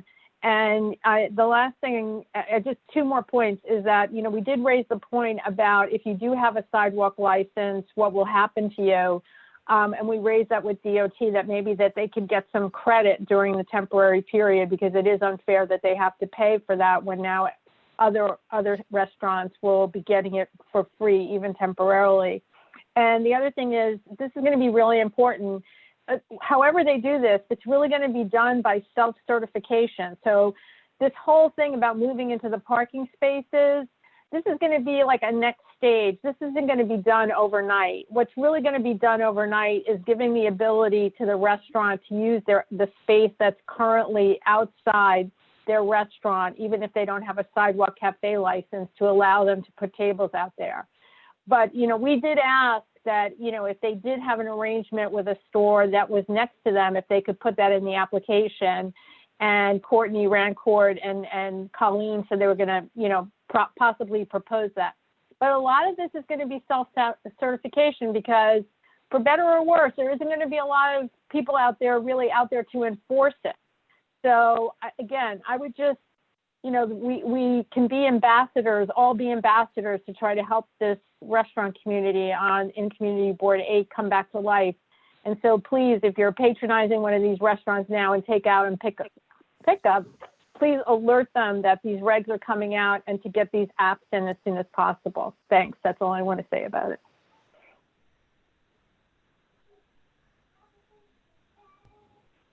Sarah, is there anything that you'd like to add? Nope, Valerie said it all. Okay, thank you. Then let's move on. Are there any items of old business? New business? If you have an item of new business, just raise your hand, please. I know there's one of you out there, but I don't see any raised hands. I see Lori Borres raising her hand. Okay, I only see Sarah Chu raising her hand. Yeah, I see Sarah Chu.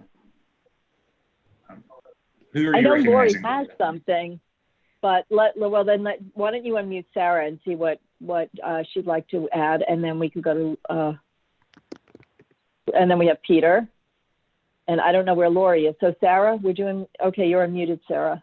Okay, great, thank you. So this item of new business is on the agenda for today. And as part of the discussions on the group that is planning this series of reopening forums,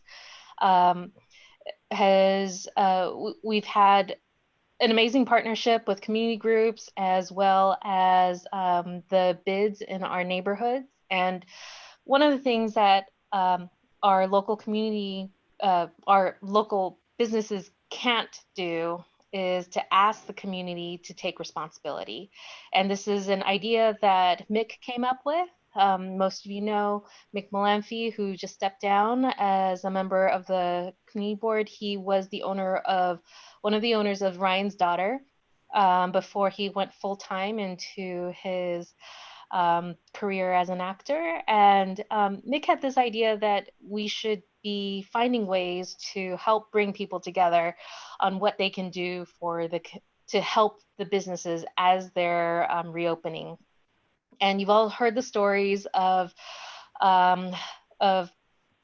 staff at grocery stores or big box stores who have been challenged by customers who don't want to wear masks, who have had to take on the job of enforcing public health measures. And ideally, this isn't something that our businesses should be worried about. They should be focused on trying to get their businesses restarted. And it's our job as a community to work together to send the message that we're going to do our part. And so Mick drafted this document here. It was circulated yesterday. And I think it was circulated yesterday. And you can see that there are a few bullets that give folks an idea of recommendations on how, on what we can do to help businesses. And so that this way, instead of yelling at someone to put on a mask, you can kindly tell them, be a part of the restart. And so right now, Alita has been doing incredible work exploring with other partners in our community on what other organizations might be able to endorse this statement, and perhaps we can make it officialized. And Alita's working on getting assistance with printing these so businesses can put them up, put some version of this up, with fancy graphics and such in their doors. So, and it's something that we can put up in our own buildings at home to help our local community be part of the restart. So I did get feedback from Barry on a typo that's in this document, and it's adding a 2 after the word healthcare workers on line 5 of the first paragraph. And so I wanted to state that in the record, but if folks would like to give feedback on the document now, what I would like to ask is if we could consider taking a vote to endorse this document or endorse the concept. And I'm guessing that as we get this put on graphically designed, that things will change a little bit, but just this message that it's all of our shared responsibilities to help our businesses survive and thrive during this time is what we were going for with this document. So. And Sarah, if I could just tack on, this is what I was referring to in the community program that this small business working group has been working on, to talk about how community could do their part or do our part in the restart. So it all is working together. Sarah, that's great. So could we, Valerie, you're our parliamentarian, could we just take a vote on approving this? You do have a lot of people who raised their hand, I think, to comment or ask questions. I guess I don't have the participants list up. So let's do that. Sarah, if you want to call on people. I also see people with actual hands in the video raised. No, just look at, that gets really complicated. Everyone knows how to raise their hand. So let's do it that way if we could. We'll start with that, yeah. Okay, Peter and Lori had raised their hand for new business items. We'll come back to you if you wanted to speak on this. I think Trisha was the first person up who raised her hand. Sarah, you're in charge here, so. Oh, yes, Trisha. I love this idea, and I really applaud you, Sarah, and Mick, and Valerie, if you had a role in this too with the as the small business committee, I think it's a great idea. And I would like to volunteer myself however possible. I in the past have worked on a couple flyers for various community board events. If you need someone to help do that for this, I'm more than happy to. But I would also like to suggest that we think about getting some sort of basic graphic up so that we can put it on Link NYC Towers. Should it be approved, and getting the word out that way. I think that that's just a nice, easy way. And since so many people are outside, it will be right up front and center. I also think that this is a great idea of something to share and I don't want to prescribe anything, but Alita, if you feel like this is something to share a borough board, it's something that I think that other boards could really jump onto and again, spread the word a little bit.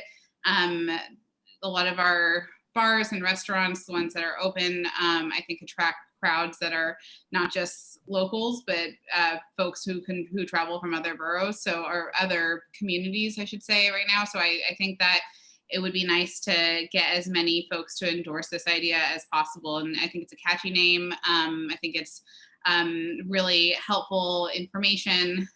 So my two suggestions would be, yeah, let's create some basic graphic that can be used for us, and then also could be posted online on our website in some prominent way. Could be posted on social media, but also could be put on our Link NYC Towers. And thank you so much for. Yeah, this is the community one will be the third in the series of small business reopening programs. We started with health and safety a couple of weeks ago. We have the legal portion tomorrow night at 6:30, and then community. I have mentioned it at Borough Board before we got started, and we do have CB6 and CB5 who are interested. And I also had approached CB11. We figured just the adjoining neighborhoods, but we have Borough Board tomorrow, and I'm happy to raise it again. And in terms of graphics, Weill Cornell Medical School has offered us the use of their designer to create a flyer or some kind of document with all of this. I don't know what it's called. It's my legal brain on document, so that we could create something with good graphics. So that just came about in a conversation yesterday. So we're working on all of that. I know you do a great job with flyers, Tricia. No, it's totally fine. I think a professional is a much better approach. I'm not so sure. So we'll see. But and maybe your input on that, we could seek that out too. My suggestion, Alita, is to maybe if once we have something that's a little more designed out, is to send that to the boards again, because I think that it's a little easier to give them something of a finished product and to say, like, can you post this? Can you put this on your website, instead of asking, and it makes just less work for all of them. So we may want to try to approach it again after it's a little more polished. Right. We wanted, I think, feedback on the text of this, on the message, on the language, which is why it was circulated. It first went to the working group planning this, all of the pieces that I mentioned, and then it went to the full board for any comments on the text. And we are also, I hope, working on the design and able to get that done. And if the designer through Weill Cornell is not able to do it on a quick turnaround, then we'll figure out something else. The Madison Avenue bid had a suggestion too. So, and then I know you have good design skills. So thank you. And thank you for everyone on the board who has been contributing to this, including the Small Business Committee, both Valerie and Sarah. I don't know if I've been clear. Do you want to go to Barbara, Sarah? Yeah. And I love the Link NYC Towers idea. I hadn't thought of that. So thank you. All righty. Barbara?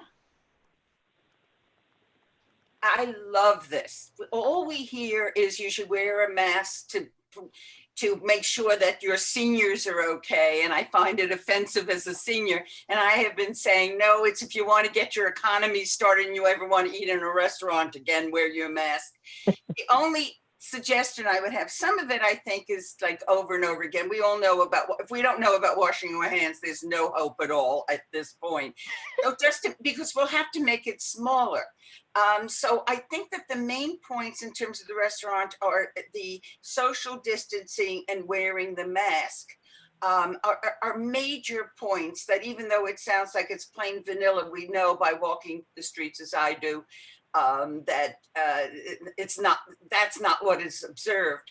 I would also love almost something within the graphics that says your restaurant is, I don't know the words, but safe and clean and working so hard to make this a wonderful experience for you, or something to say, help them out, that they're helping you also. But I love this, that you're talking about starting the economy and just not helping. I will say, I've had people say, you know, we don't have to do anything for you, Grandma, type of remarks. That is lovely. Oh, I'm sorry that. It's okay. It's, I have strong shoulders. So this is great. And I would add that. Thank you. So we have Chuck and then Brian. I would add that it was Mick's idea to add the language about how together we flatten the curve and together we can restart the economy. So, all right, Chuck.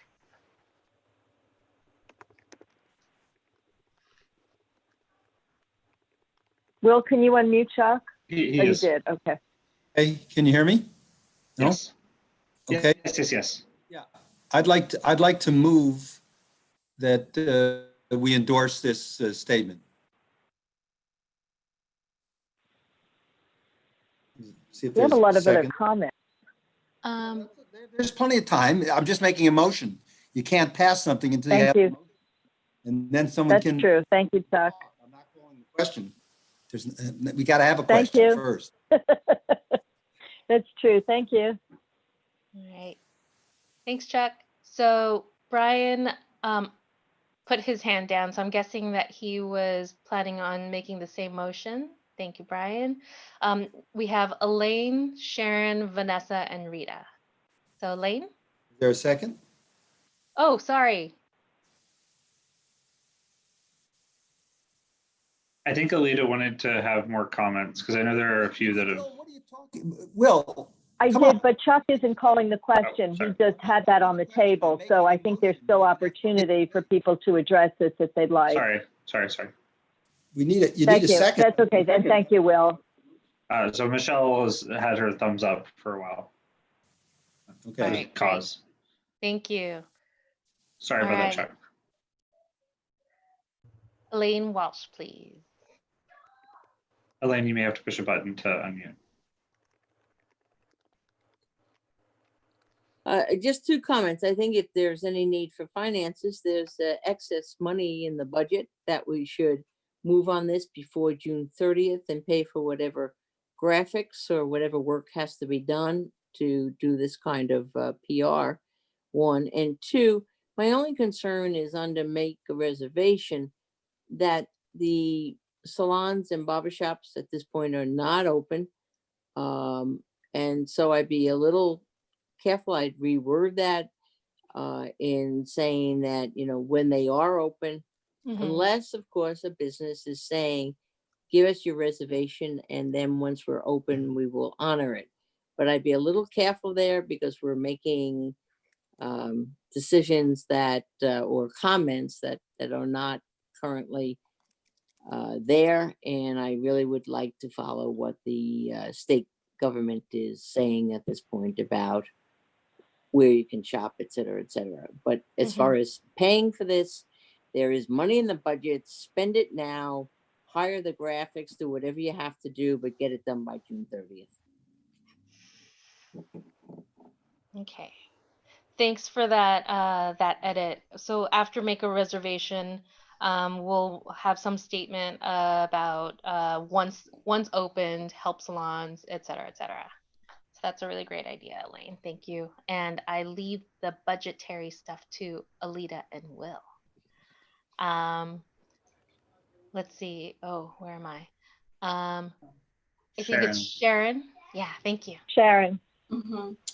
I love this. I love this. I love this. It's so positive, and it's exactly what's needed right now. I have one edit. After the word healthcare or the words healthcare workers, I think I don't have it in front of me. It should say healthcare and other essential workers. I'd like to make sure that other essential workers is included to include those who, deliver food, staff our stores, and the like. So that would be the only change that I would make. Yes. And I think that Mick had that, and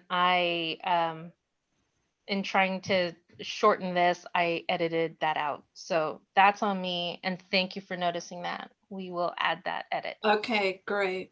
Thank you. Of course. Thank you. Vanessa?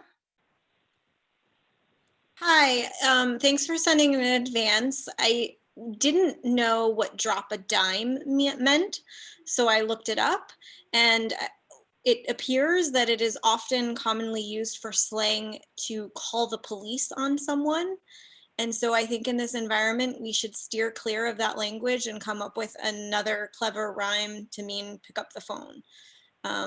I've never heard drop a dime, but it's multiple sources that is slang for snitching and calling the police on someone. Vanessa, You're right. that's I think I heard that from sorry. I was going to say, I think I've been watching The Sopranos and I might have come across it there too. That's a good point. I'm sorry to step on your toes, Tara. Go ahead. No, that you make a very important point. Thank you. And I will look for hopefully one of the other 25 letters in the alphabet will have a word that rhymes with dine. But yes, thank you. Thank you. And this is why we are asking for your input, because sometimes we just can't see these things when they've been in front of our eyes for too long. All righty, Rita? I have Rita, Billy, and Valerie. Very quickly, advertising is how I grew up. This is a wonderful piece. Nobody's going to stop and read it. This has to be done visually and with as few words as possible, and distributed to all the businesses, so on and so forth. I can get this done quickly with a graphic designer that won't charge a fortune. This is all clip art, as we say. Nothing has to be drawn.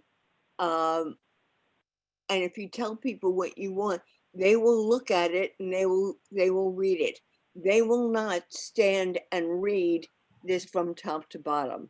Nobody will, because our lobbies, our streets, our businesses are filled with posters of how to stand apart and how to wear a mask and so on and so forth. So this is, using icons, this is the way to go. I suggest it. I'm willing to even work on it. So I shouldn't be volunteering somebody else's talent, but this can be done instantly and make sense. It will be the same thing, only instead of, drop a dime, you just have to say call for your reservation, period. Right. No, you make a good point. And maybe when this gets onto a poster, that it's just the bullets, and that way it'll give more flexibility for the graphics, or the graphics could be interpreted. But then for something like a flyer, you would have more text. But that's great. And so Rita, I don't know what will come of our the work with Weill Cornell, but if I could impose on you to run this by you for your feedback once we get when we get to that graphics phase, for your eyeball on it. Okay. Thank you. All right, I think we just have Billy And that is the last of the hands that I see. Okay, so I'll make it quick. One, just on this drop a dime thing, you could maybe go with want a dime, call their line. Just thought of it as I was waiting. And the second is, first of all, this is terrific work. So I applaud everyone involved. I worry as I read the wear a mask or face covering line that someone could think, oh, well, that's the only time I need to wear my mask. And I would just ask that we consider saying something like wear a mask, when on public transportation or entering a place of business, or when you cannot socially distance. I don't feel so strongly about it, but if others have that reaction, it might be worth considering so that we don't send the wrong message about when people should be wearing face coverings. Right. Maybe you can say something like wear a mask or face covering always. And they're required for entering a place of business. Yeah, something like that. Yep. Great. Thank you. Okay. Sarah, Valerie has her hand up. Oh, she does. Oh, sorry, Valerie. No, she just raised it. Okay. Will, could you unmute Valerie? Yes. I just want to echo what Rita is saying. I mean, instead of worrying about the drop a dime language, if you just have an icon of a phone, that will do it. And if you just put a picture of a mask, that will do it. And it just will, the visual, I think, is very important.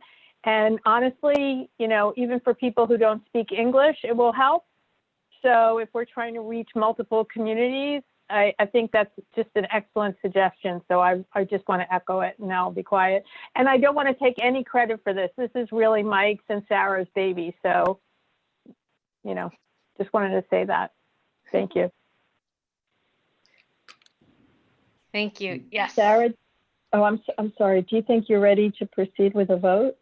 Well, I was going to say, did Peter or Lori want to comment on this? They did have their hands up already. And no, Peter's shaking his head no, but Lori, did you? Yes.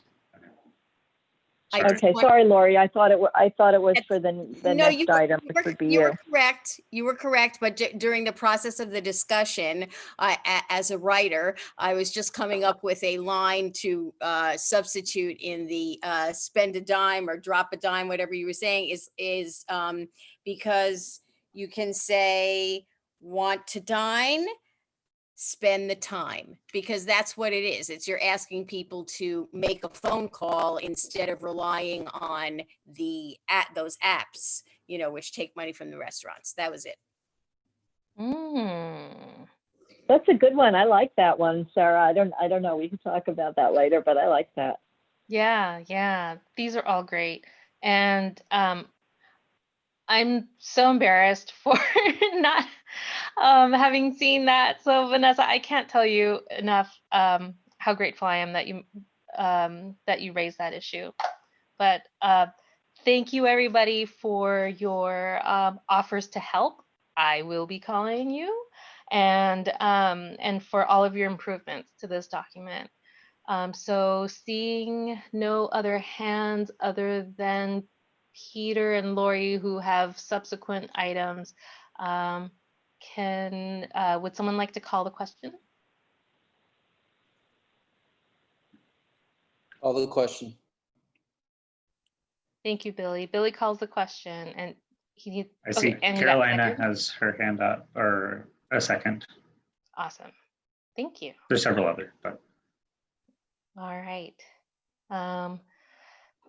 Please call the roll. If you're abstaining, not voting for cause, or would like to vote no on new business item 1, please raise your hand now. If you don't raise your hand, I'll record your vote as a yes. It's going once. It's going twice. Lori, I still see a hand up. Okay, thank you. All right, thanks everyone. I'll record you all as a yes. Thank you. Thanks everybody. Thank you all. So we have 2 more. I think, Lori, you have an item, right? Is that why your hand is raised, Lori? Yes. Can you unmute? Yes. You are unmuted. Go ahead. Okay, thank you very much, Alita. I have been very concerned about the heat that is increasing in our fair city. And the way, the question, first of all, I should start all of this by apologizing because I have lifted some of my remarks from both I'm reading the Power Brokers. So from history of, Robert Moses, and also Mayor Bloomberg's Parks Commissioner, Adrian Benepe. And both of them have, given me lots of hints about this. Anyway, so the question is, how do New Yorkers stay cool? They stay cool by going to the beach, they stay by going to pools, and they go by spraying showers, which are, those things in the playgrounds. And none of those things are available now. And it's not just about comfort, it's actually about health. Every year, elderly people die from heat stroke. I have MS, multiple sclerosis, and if there's a 1% increase in your body temperature, it can bring on symptoms. So they used to, in the old days before they had MRIs, they used to dip people in a hot bath to see, that's how they diagnosed the condition. So heat is really dangerous and really uncomfortable for us.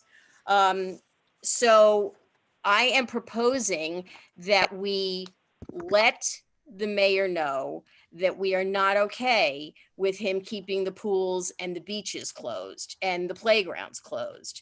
Now, I want to talk about safety. Chlorine kills everything.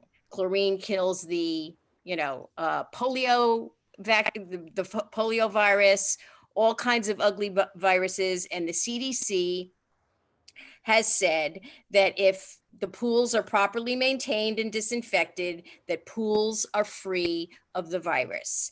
And it doesn't take a lot to imagine that when you're surrounded by chlorine, you're probably in a pretty safe environment, Now, there are issues with the pools, and some of them are going in and out, let me talk about the 77th Street pool because that's the one that's in our district. First of all, I have to say that I have spent, and my children have spent, innumerable hours enjoying the pool in 77th Street. But I'm old enough to remember the bad old days when they complained about wilding, about people going crazy in the pool and it was totally out of control. But they really did an excellent job of getting that back under control. And the way they solved it was by regulating the number of people who go into the pool. And then they would close it for an hour in the afternoon, saying that they were going to clean it, but it was really just to empty out the pool. And then they open it again and let people go in. So, I mean, it's an incredibly, enjoyable, comfortable thing to do. I understand that there are problems with the dressing area, but you can close that. I mean, you can close the dressing area and just set up outdoor sprays, for people, outdoor showers for people to take, a shower when they come out. I don't think that's too difficult. The thing is that we've got, something like 50,000 kids in this city, and what are they going to do if they're not going to be able to go swimming? Okay, well, the first thing they're going to do is they're going to open the fire hydrants, and the fire hydrants are going to be spraying all over the place. And when you do that too much, your water pressure goes down and you can't fight fires. So that's number one. The other thing is, the youth, I'm very concerned about the youth employment, because many of the jobs that are available or that were available in the youth employment program were at the pools. There were lifeguards and the beaches, lifeguards and swimming instructors and camp counselors. And so a lot of the youth employment is made available through, this program. And I am really concerned about thousands and thousands of young people having nothing to do and being incredibly hot, you know, on the streets of our city. Now, the beaches. If you don't have a car, here's the Robert Moses part. If you don't have a car, the only beaches you can get to by mass transit are the city beaches. Okay. If you do have a car, beaches on Long Island and New Jersey have started to consider banning people from New York City because the mayor hasn't opened up our beaches. So that's a problem. And if they don't open the beaches, they're going to spend more money on police overtime to keep people off and away from the water than they would spending the money opening the beaches. So, all right, let's talk about money now. So the total savings in the 21 budget is $12 million, okay? It's not even a drop in the bucket. It's not even a penny in terms of the city budget of like 90 billion.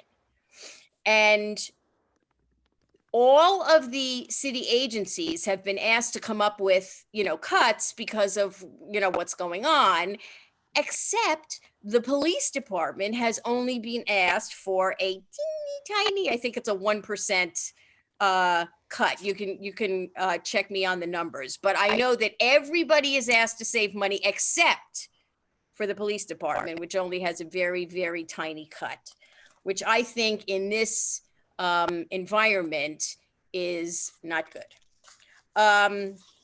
Okay, one more thing about money. The 12 million is just a tiny fraction of the money. And I think that when it comes to children and when it comes to the elderly, I think, and you know, well, children don't have a vote, but the elderly do have a vote. But I mean, they are people who will enjoy the pools. You know, in the current pool that I go to now, which is up in Highbridge Park, they have swimming lessons, you know, twice a week. We have a, you know, and it's just a beautiful, wonderful thing. And you can tell that I'm seriously into swimming. But anyway, so that's that. I mean, I just really, I don't have a specific proposal, but I would like us to go on record. And I honestly don't think that this is going to happen this year, although I hope that it does. But we really need to make our voices heard that this is not, I mean, the mayor's been saying that it's because of the virus. It's not because of the virus. It's because he's trying to cut from the parks, you know, department, which is what they do. You know, they say that we're in a time of budget cuts, that you hold on to the essentials, which of course are police, you know, being number one, and, you know, the fire and the sanitation and the sewers and blah, blah, blah. And then everything else is like on the chopping block. Well, so, excuse me, yeah. Lori? Yeah. I think we all appreciate what you're saying, but there are a number of people with their hands raised. Okay, Would you be I'll able shut to go and call on them? Thank yeah, you. go ahead. I'm sorry. Yeah, I'll be quiet. Anyway, that's what I wanted to say. So now wait a minute. No, I'm not asking that. I've gotten some concern about the time, and there's one short item that I'd like to mention too. So let's go. Peter, is this about something different? Because you've had your hand raised since before Sarah. So if it's something different, take your hand down and put it back up. Otherwise, if it's related to what Lori is saying, just leave it up. Okay, it's something different. So let's go to Wilma. Can you unmute Wilma, Will? Wilma, you're unmuted. I agree with everything that Lori is saying, but there's a problem. Not only the children are suffering, adults, teenagers, everybody, and it's not safe to open up beaches, pools, playgrounds without the proper cleaning. The playgrounds are closed because they did not clean them yet. They don't have the staff or the money to even hire the staff to even do all the pools where all the youth programs are cut. So I think that if a few people that are making all these decisions could get a few people's ideas of what to do about all these cuts. The senior centers are not even going to be open at all this summer, and a lot of seniors cannot go to the pool. They can hardly barely walk to the center. So it's a lot of things that are going on, and without money, without other ideas of what to do with all these children and the seniors and the teenagers, it's just going to be crazy. Because we can ask for this and we can ask for that, but if they're not going to give up the money for it to happen, we're all just might as well stay home. Right. Well, thank you, Wilma. I appreciate your thoughts. The prep, and I agree with what you're saying. The preparation for the pools, you know, the cleaning and, you know, training the lifeguards and getting everything, you know, ready for the season was actually from last year's budget. It's like 20, where am I? Here am I? 20 million out of the Parks Department's fiscal 20 budget that is supposed to be used for the cleaning and the preparation of the pools. So I know when we get into talks of money, I always feel like it's, you know, you're bouncing balls in the air. And so I don't know, you know, what to say about that. But I just know that I think that it's important and it needs to be a priority. And when you're looking at the necessary services like the police, you know, that's a place where you could find money to do a little thing. Yeah. Well, there's already money to clean the pools. It just start now.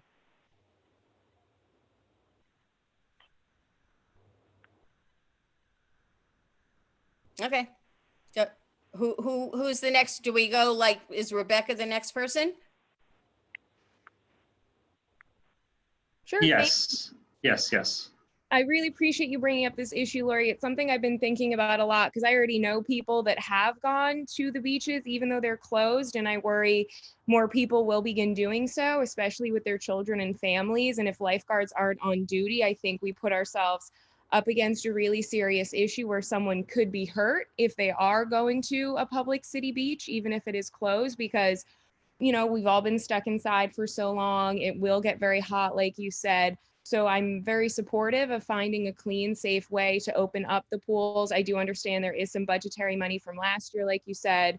I agree if we, you know, look at funding for like the NYPD, for example, some things that could be trimmed there. But I very much so think the city does need to act and find a safe way to open up the pools and the public beaches as soon as possible, because also Long Island beaches are very expensive to get to. So for a lot of New York families, it'll be cost prohibitive, even if you have a car, to then go and pay a $10 parking fee, for example, out at Robert Moses State Park or out at Sunken Meadow. So I'm really supportive of this. I would be happy to put forth a resolution calling on the city to open up public pools and beaches, do a thorough cleaning of all facilities, and then open them up with social distancing rules, markers, all of the mask guidelines, even if it includes limiting capacity like they are doing at Long Island beaches and elsewhere to make sure people are safe.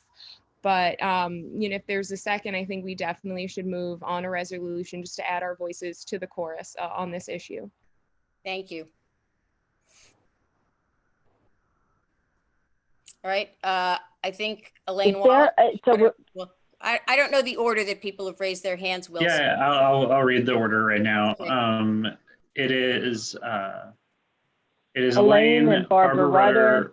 Sorry, Alita, you do it if you have it. No, I'm sorry. I know she said Will. Elaine, Barbara Rutter, Greg Morris, Tricia, Billy Freeland. And Chuck Warren keeps raising his hand, but for some reason it knocks it down. So just make sure we all know that Chuck wants to say something about this. Oh, I didn't see Chuck. Okay. So I would just ask that people keep their comments succinct. Okay, why don't we go to Elaine, if you could unmute Elaine, and we'll fit you in somewhere, Chuck. Thank you. Elaine, you may have to push a button. Okay, just got it. I'm glad at least Rebecca's put a motion on, because I think to continue this meeting at 10 o'clock at night is getting beyond, I think, where most of us are at. let me just say that the governor has set guidelines for when things can open. I've looked at what happens and I see on TV what's happening with the beaches and even with the city streets. And Manhattan is one of the worst violators of social distancing. I do not support anything being opened. And it's not about the cleaning. It's about the fact that people are not social distancing. I feel when I walk on the streets, sometimes I feel like I'm a little drunk because I have to weave in and out to avoid people. And I don't think, I'm sorry, that people are taking it as seriously as they should. And so any idea about cleaning the pools, and you know, Lori, it's interesting. When polio came out and I was a young kid, no parent was letting their child go to a public pool, okay? I lived through it. Yeah. No one went. So don't equate it to polio because nobody went to the pools. And No, if you but did, that was. you were afraid. Lori, let me finish. Okay. But I think whatever your views are, I don't support them. I want us to stay as closed as we need to be. When I see at night what happens with the restaurants and the bars, we're putting ourselves at risk. We're not even in a second wave. We still haven't finished the first wave. So please, I do not support any movement towards whatever the budget could allow to clean. That's not the issue. The issue is right now, we're not in a position to have public spaces opened.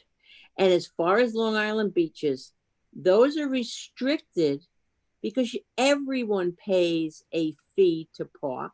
And right now, Long Island is saying, if you're not a resident and don't have a sticker, you can't go to the beach there. It's equivalent to any other community that has regulations. And to go to Rockaway, you got to go on the subway. And I don't know how many of you are going on the subway. So all I'm saying is I do not support where you're at, Lori. I'm very upset. I really want to listen to what the governor is saying and respond to that and keep my health safety. And as you may know, my partner also has MS and we are in a very high risk area. So please do not support this. Okay. Thank you, Elaine. I'm just going to interject, Lori, and I'm going to ask if we could not actually have a back and forth debate between any of the other board members and you, but to allow them to raise their points. Thank you. That's fine. I just wanted to correct the fact that I believe that the introduction to chlorine was because of the polio outbreak. So that's that. Okay. Thank you. Thank you. Let's go to Barbara Rutter. Will, would you unmute Barbara? And then after Barbara, we'll do Gregory, and then we'll go to Chuck, and then Tricia. Barbara? Well, I certainly hope we're not voting. And I think we've learned a good lesson that we don't vote on new business. So even if there is, I hope there's no resolution if you want to bring it through. This is such a complicated thing. I really do agree with Elaine tremendously, and even more so. I've been to parks. It is, first of all, I love Lori and I wish she would swim and all that, but I would like to hear a doctor say that the level of chlorine in the water is enough to kill anything. But it isn't just being in the water.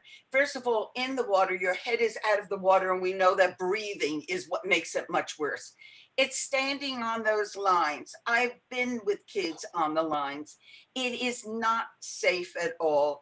You're walking in, whether you're showering outside, which I can't imagine that they're now going to be showers outside instead of inside.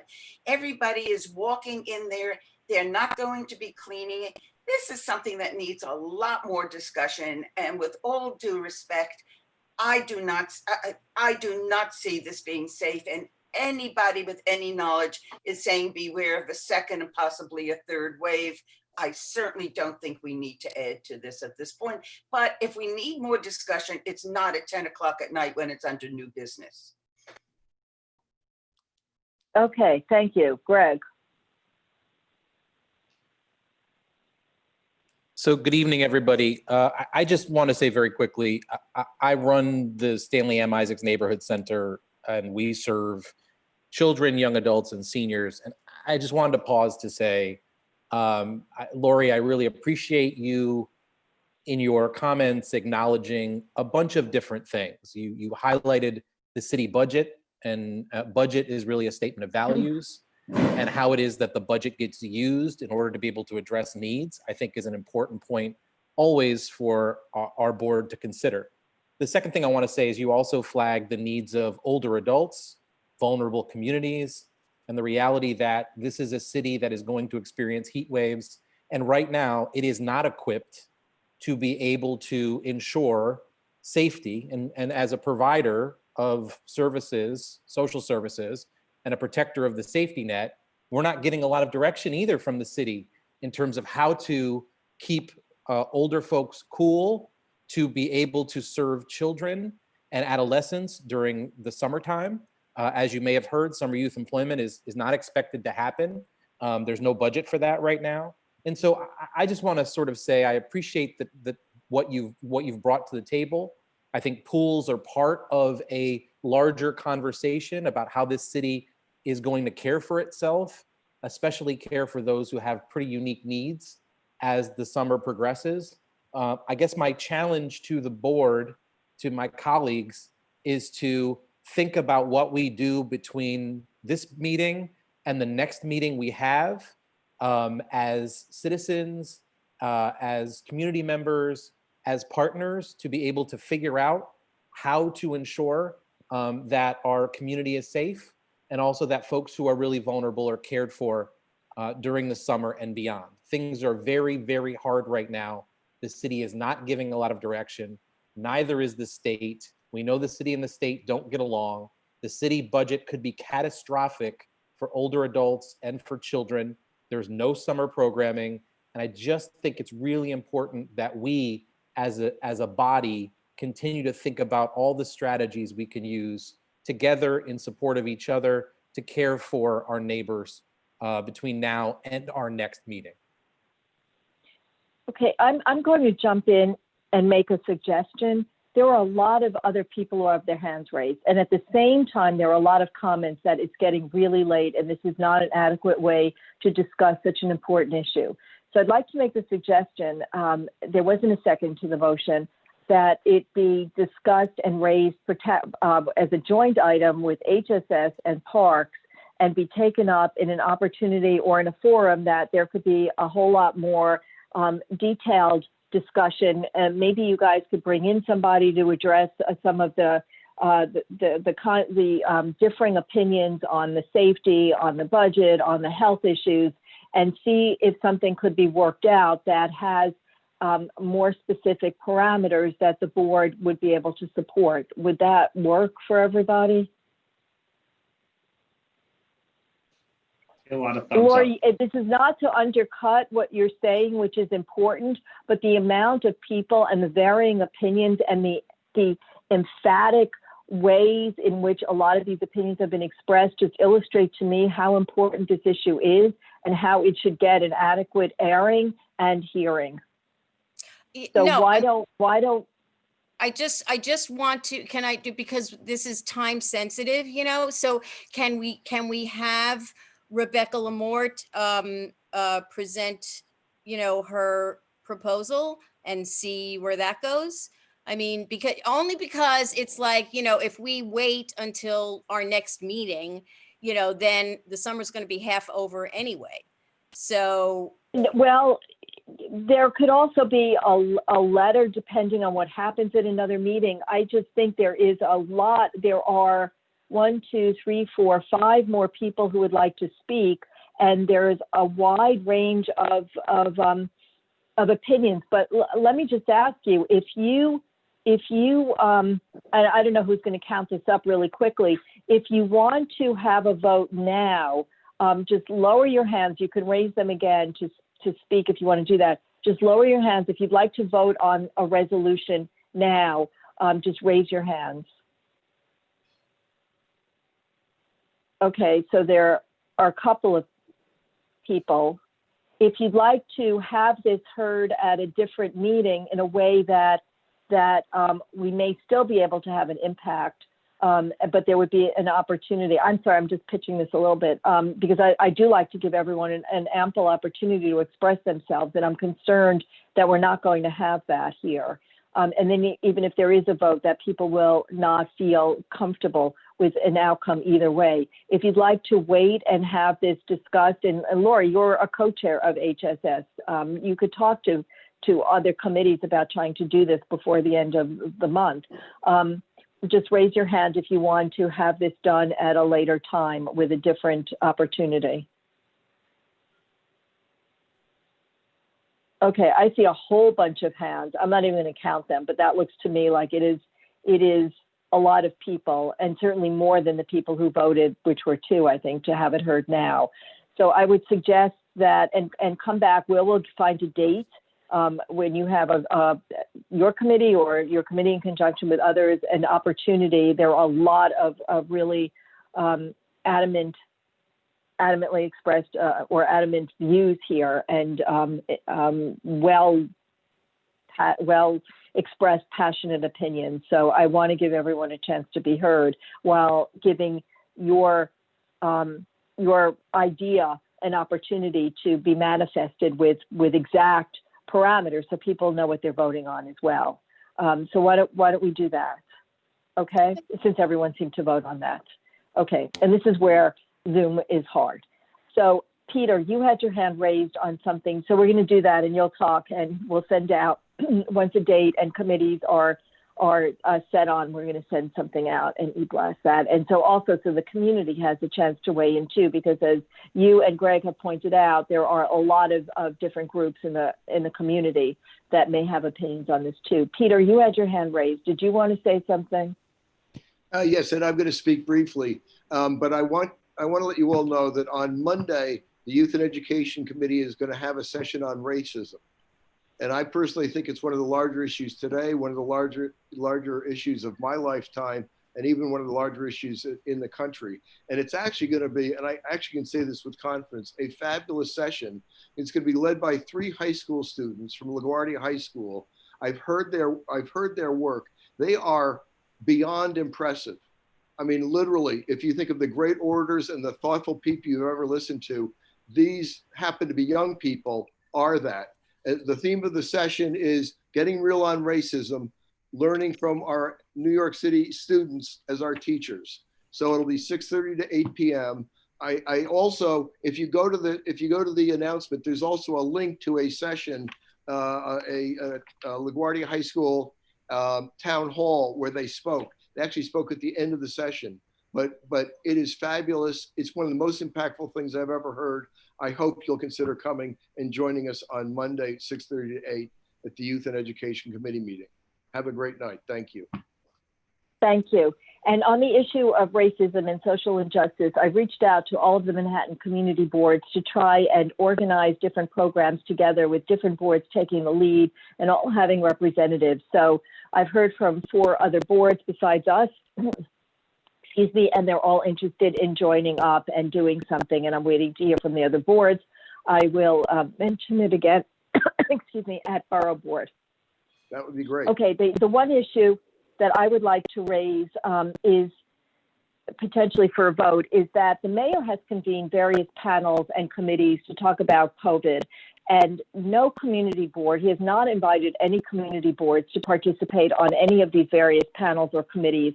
And I would just like to ask for support in suggesting that community boards be invited to participate. Doesn't have to be CBA, but it ought to be some community boards around the city, because we are, as you know, the most local level. We have a different point of view than a citywide administration, and we really should be represented. So I'm asking if you would want to approve something like that. No? Okay. Yep. Barry? Yes. Pause. Here with Barry, do you want to, could you unmute Barry, Will? Yes. Barry? He's not unmuted. There we go. Move Now to he is. approve, Alita. Support that. I do support what you're suggesting. Would you want to, So do we have a resolution? You Would make want it and to- you make it and I'll second it.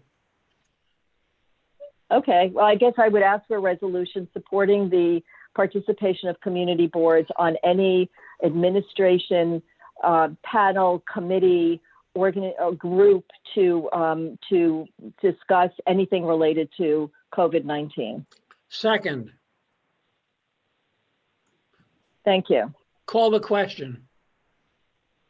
Okay, I think it's my turn if we're, Well, was there a Voting- second on the calling the question, Will? Was there anyone Barry. who seconded that?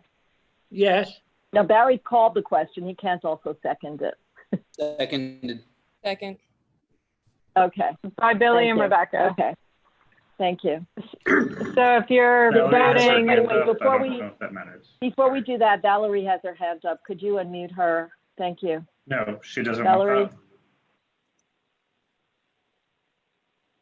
No, okay, she's out. She's out. I'm just saying that we already had a second. I saw 7 hands come up. Oh, okay. Let's get to the meat of that matter. Okay. All right, then let's We'll lower- call the roll, Rebecca. Do your thing. If anyone is not in favor or not voting for cause, please raise your hand or abstaining.